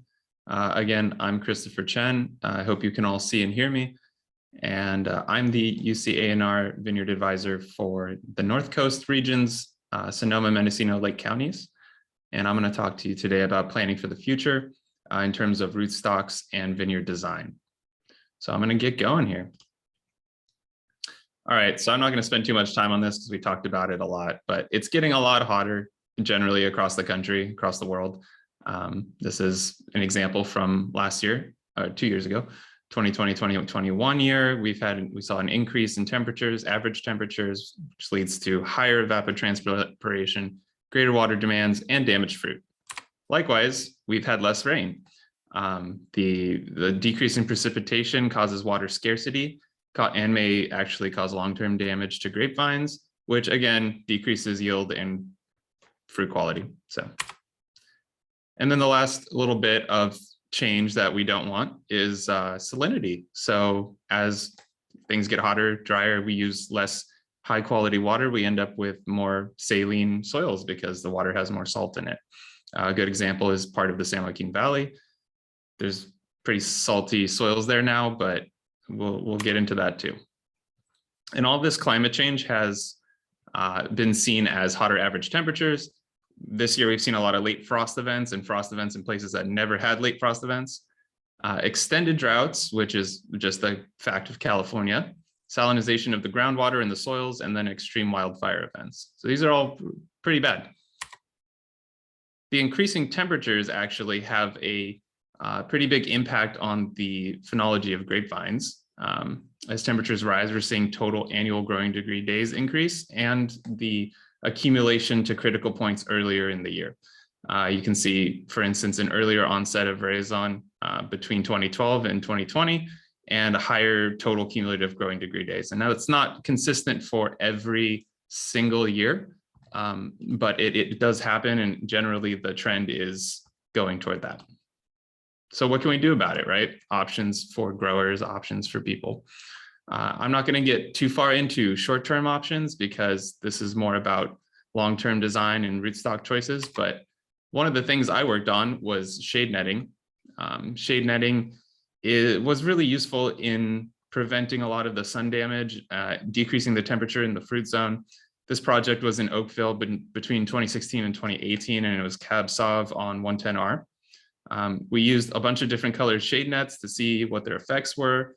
And the black ones in particular saw a decrease in direct sun exposure on the grapes, of course, decreased air temperatures in the fruit zone, reduced incidence of sun damaged clusters at harvest, so you could sell more of them or you could unload more of them, have a higher yield overall, and no declines in berry quality, which is the great part. Acidity and total anthocyanins they didn't increase, but they didn't degrade, and other measures were equivalent to the control clusters nearby, right? So sugar contents, yields, flavanols, stuff like that. Visually, it's a lot more striking when you look at it like this. This picture was taken on the same day as these pictures, and they were on the left is our control vine, on the right is a black shaded net vine. And having this taken on the same day, you can see a lot of damage on that non-shaded cluster, particularly on the side that the sun's hitting, right? So that's that's a really stark example of how this is going and how these shade nets can help prevent that. But again, I'm not focusing on the short-term, like kind of Band-Aid solutions today. One of the things that I did want to focus on was row orientation. And this is something that has to be taken care of, addressed early in the season, not early in the season, before you plant, sorry, before you plant, because you want kind of equal distribution on either side of your canopy so that you have equal ripening, more homogeneous ripening on either side of the canopy.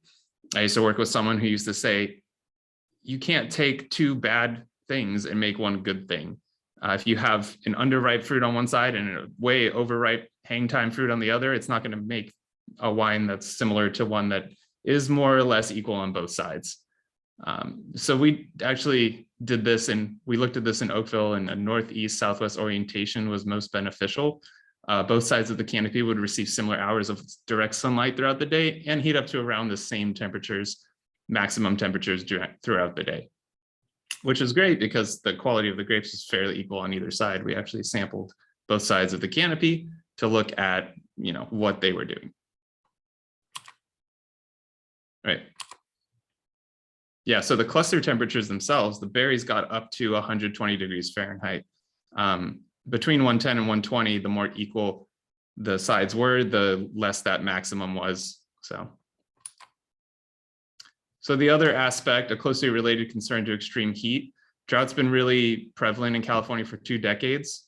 Snowpack has been reduced in regions like Modoc County, which is important because, however the rain falls, what form it falls in is almost as much as how much, because a lot of our irrigation is dependent on reservoirs. Reservoirs are fed by snowmelt, whereas in my counties, surface water is just as prevalent and important. So it really depends. We've seen decreases in snowpack, but also these cycles of changing rainfall where we have 1 year it's really good and then 3 years that are just dry. So drought's a big concern. And a short-term solution that I worked on for drought was kaolin. It's a clay particle film. It's actually considered an engineered clay particle film. So it was created. And if you apply this to the fruit and you apply it to the canopy, you can improve the vine water use efficiency by about 26% in water stress vines. So this was a deficit irrigated project done by Dr. Luca Brillante, who's at CSU Fresno now. And he actually did a sensory panel of the resulting wines compared with the controls, which were 1 row away from them. And the final wine ratings for this treatment was actually better than the controls. So we didn't really see any negative effects on the berry quality or the characteristics of the berries themselves. Yeah. Another aspect to consider when you're thinking about managing your vineyard for these climate change conditions is canopy management and trellising type. On a year-to-year basis, for instance, leaf and lateral removal can really impact the fruit zone temperatures. As you all know, this picture is not something you want to do. This was a project that we did. Clearly, there's way too few leaves on this vine. Leafing with the additional goal of shading. So if you were to leave slightly more or leave them in strategic locations, that can provide many benefits that shade nets do as well, like increased airflow and light penetration because you have less of that dense canopy. Well, those leaf and lateral removals also have the benefit of increasing the coating of the spray within the canopy, so efficacy of each application. Another one, irrigation management, is really good to produce a canopy of the size that you want. You can produce a larger canopy if you're addressing heat and solar radiation related concerns, or a smaller canopy if you're more worried about the amount of water use that your vines are going through. Sufficient irrigation early in the season can really increase the overall canopy size in the area it shades, while the opposite is also true, because as we heard earlier, once the canopy stops growing, the vine focuses a lot more on developing the fruit. But of course, increasing a canopy can increase your labor costs and the water costs for the site. But rootstocks, yeah. So in the long term, one of the most beneficial preemptive decisions a grower can make is choosing to plant a drought tolerant rootstock, which is a loaded term, right? Rootstocks that are vigorous and deep rooting with good root replacement, so they can replace dead roots, are often better at searching for that available water in the soil profile. Maybe it's not directly under the dripper, depending where you are, but having more exploratory roots would be always beneficial. Some of these rootstocks have roots that can extend up to 20 feet down or more, depending on the cultivar and depending how you irrigate them. So that 20 feet is typically something that you would see in a dry farmed vineyard, for instance. Good examples here for this desired characteristics of vigorous deep rooting with good root development: 140 RU, Ramsey, aka Salt Creek, and 1103P. These are fantastic options. And you can see the difference in structure in them, which is really, again, kind of a stark comparison, right? The architecture of a drought tolerant rootstock like 140 RU is much more linear, vertical, whatever you want to call it, and deep rooted than that shallow 10114 is. The shallow 10114 has a root structure that's really similar to what we see in desert plants, where that all the water that hits the surface is absorbed quickly, but is less available to the plant if it leaches past that upper few centimeters of soil. So, you can't really grow a vine just to look at the root system. So how do you judge which rootstocks are good and which aren't? So this is for the next few slides, this is some content from Andy Walker. He likes to call them the big three, but the majority of rootstocks are the result of a cross of two of these big three vines. Vitis riparia, which probably knows Riparia glar, Vitis rupestris or St. George, and Vitis berlandieri. So Vitis riparia is from a riparian area, right? Typically has shallow roots and can't handle much drought or a deficit irrigation well in many locations.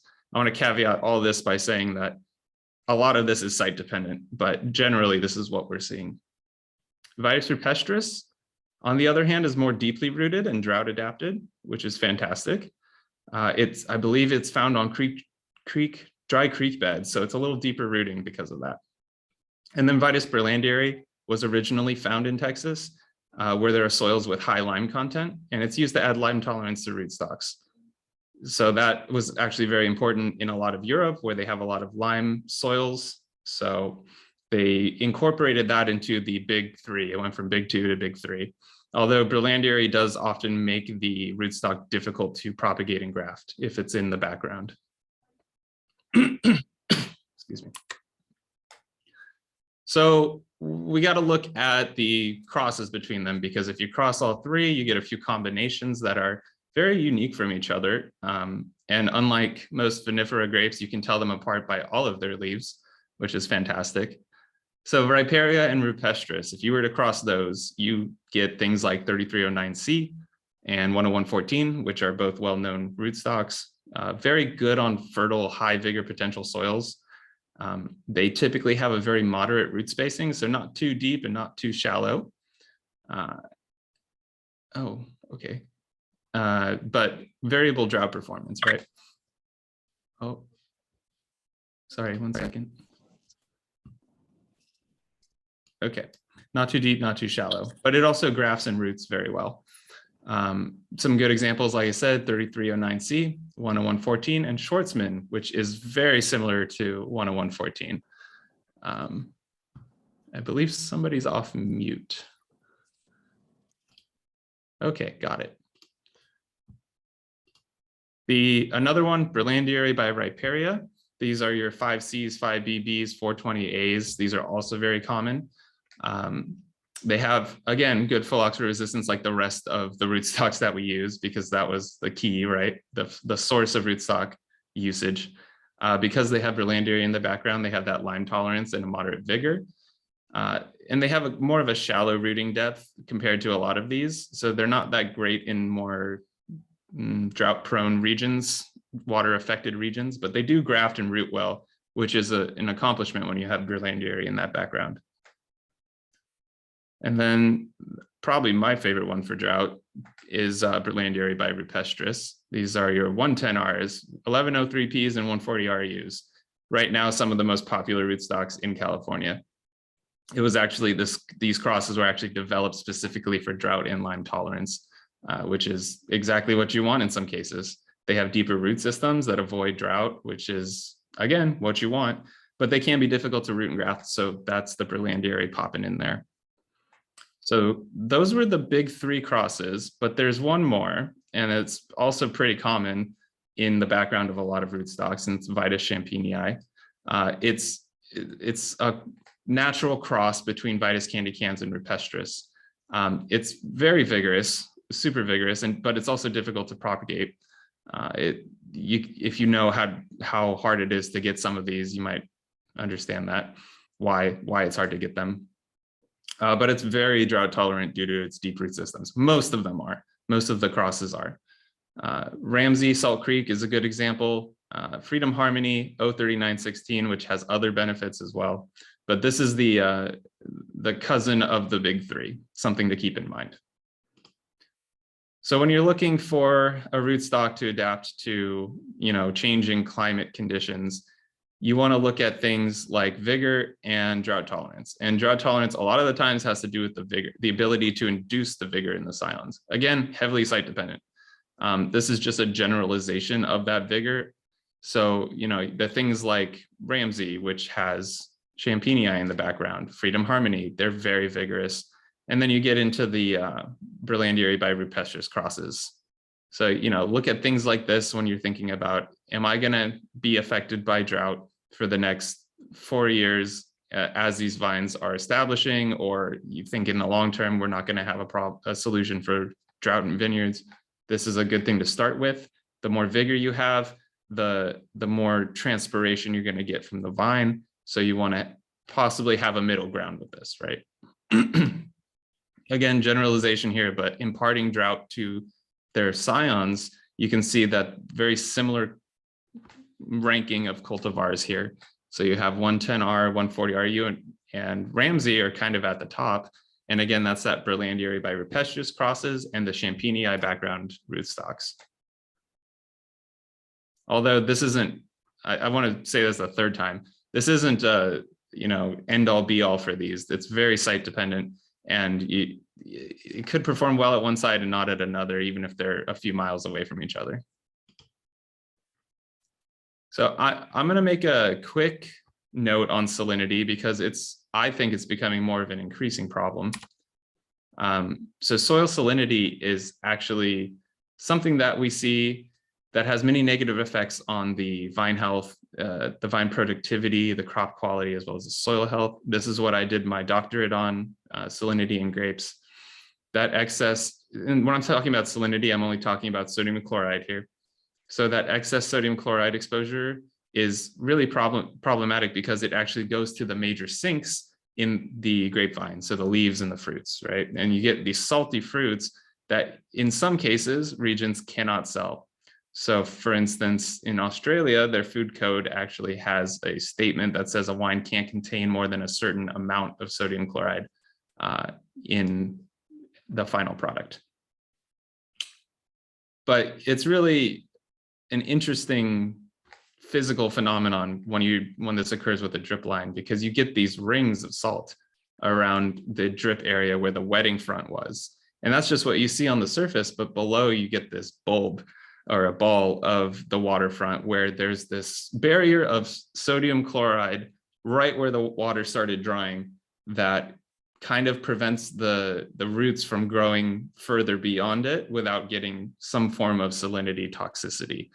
And that can be really problematic, especially since our current rootstocks don't have too much tolerance to high sodium chloride. But when they are exposed to it, we have some really unpredictable impacts. For instance, this is a single vine with very heterogeneous ripening on it. We have a ripe cluster, we have an overripe cluster, and we have one that hasn't even gone past veraison. And there's probably a lot of reasons for that, but this is just an example of something you see with high salinity on the roots.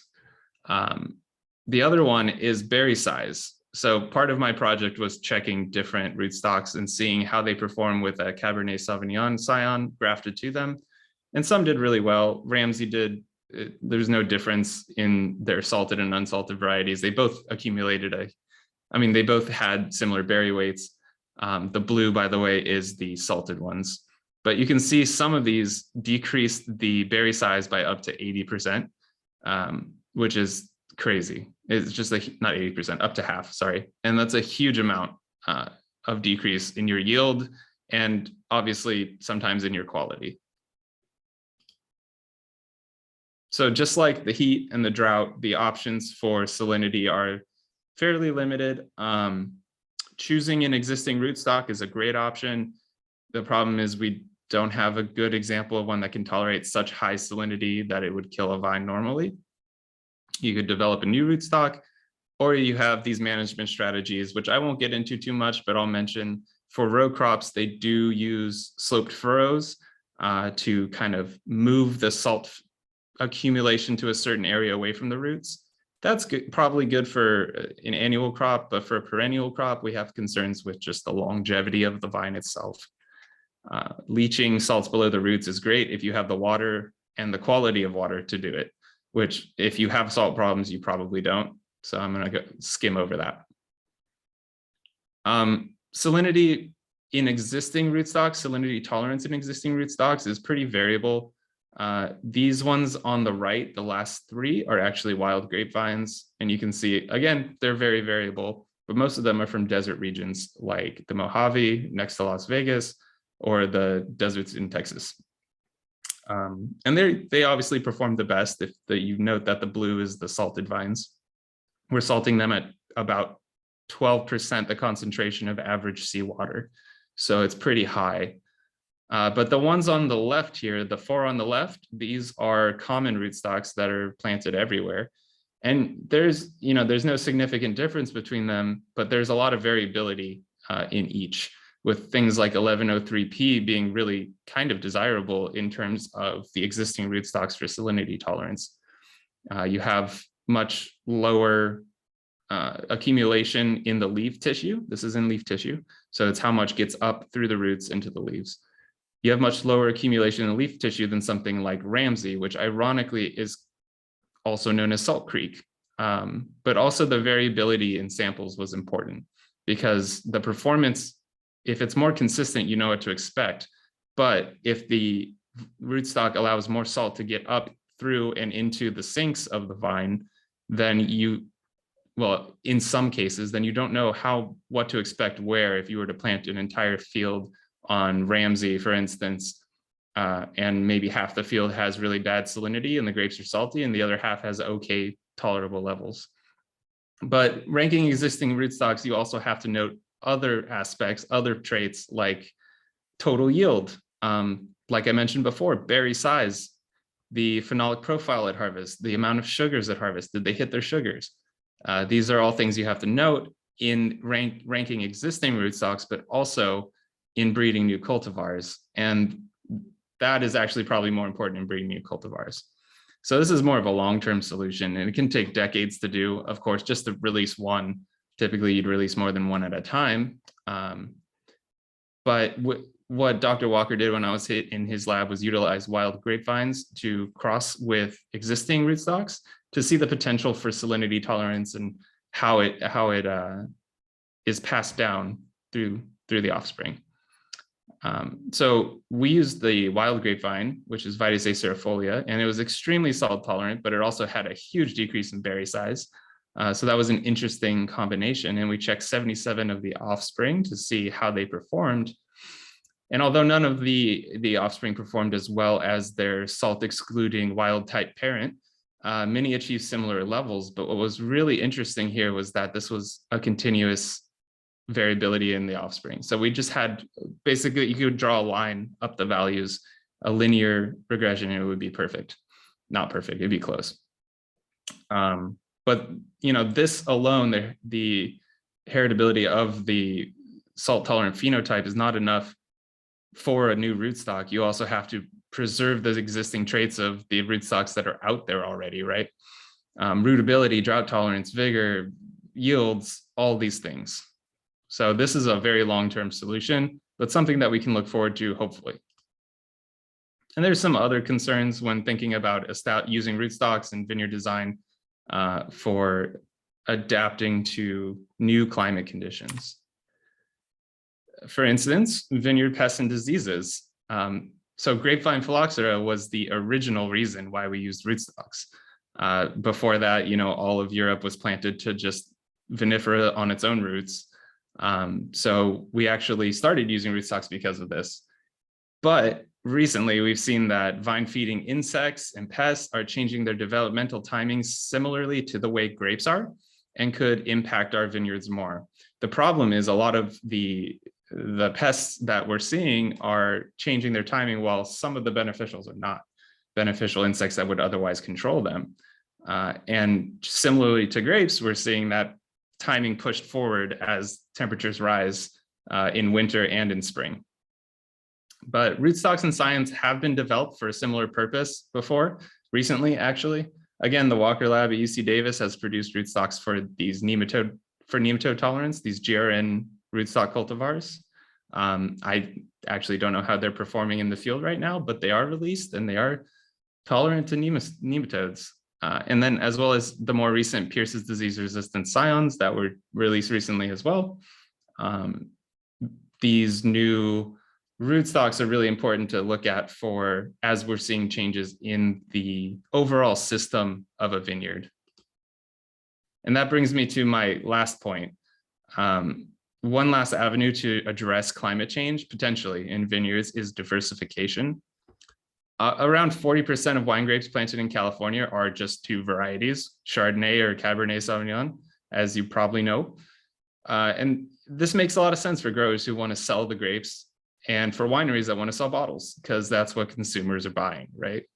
But in the face of changing climates, not on a statewide or nationwide level, but on a local kind of microclimate level, maybe valley by valley, growers in each region will want to explore those wide range of genetic adaptations available in many of those cultivars out there. I didn't test that many rootstocks for salt, but I tested quite a few. There's a lot more out there that can be tested.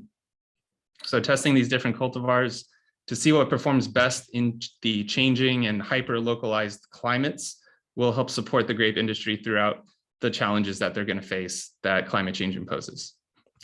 Personally, I think a new climate adaptive viticulture will become essential for the industry to not just survive, but to thrive in many regions of California that already have and grow wine grapes.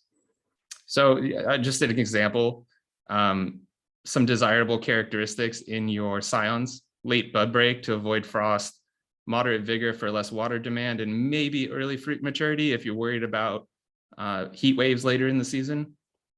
This is something that you should think about, and I hope that I can get out there. So I'm gonna end a little early and see if there's any questions. Thank you for attending the seminar and for the opportunity to present this to you at the end of it all. I appreciate all the speakers as well. So I'll answer questions, but I'm gonna leave it on this slide. If you have time, please fill out the survey. I believe Katie, our moderator, is going to put the link in the chat. It'll help us improve the program next year. And it looks like I don't have any questions right now, but if you do have any, I'll be on for a little bit. We appreciate it so much, everybody. So thank you. I do see one question, Chris, from Dave Cobal that I'm not sure if you want to try and answer, or we'll try and get an answer out of one of our previous speakers. The question was, is use of purple pipe water from the city of Ukiah likely to cause salt accumulation in our soils? And if so, what can we do to alleviate that?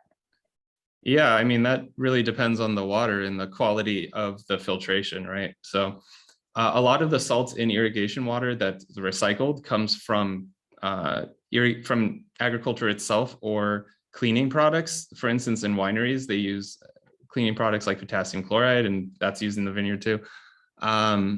So it really depends on how well that water is repurposed or reclaimed. I would probably get it tested before I chose that as my only source of water. I know it's probably hard to choose a source of water these days, but if you can, I would be a little careful and maybe do a water test from what's coming out before dedicating your whole operation to it.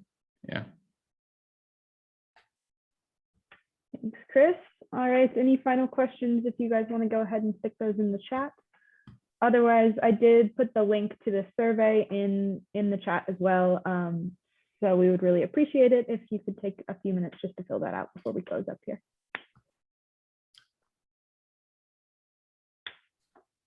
And then I guess we'll just say if there's any ending words from the Mendocino RCD or Anderson Valley Wine Growers Association, we'd be happy to hear them.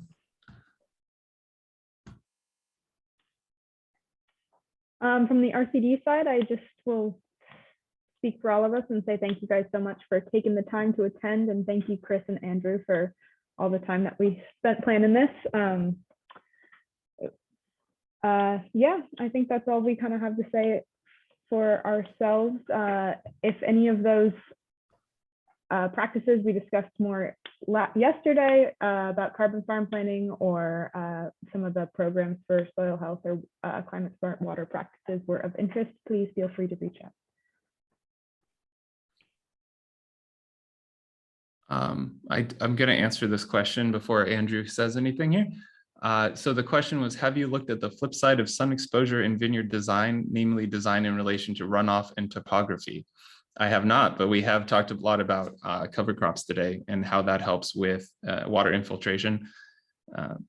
Topography is a little difficult because, you know, slopes and erosion and all these things, but it is an interesting topic for considering vineyard design as a source of solutions to a lot of these problems.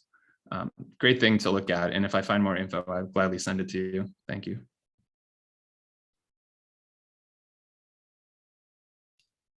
Andrew, did you want to say anything from the Anderson Valley Wine Growers? Can you talk or no? Yeah.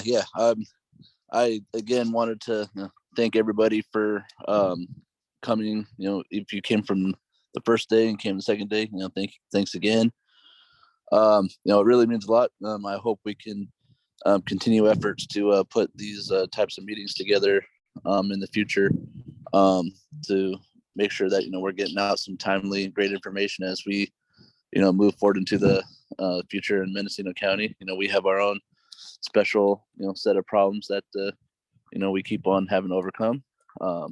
So your feedback is, you know, very important to us to be able to take that information and reach out to people to come put these meetings together. So we hope to see you again in the near future as we continue making these types of meetings. And again, thank you very much. Great. Thanks, everybody. Have a great weekend and thanks for coming. See ya. Thank you.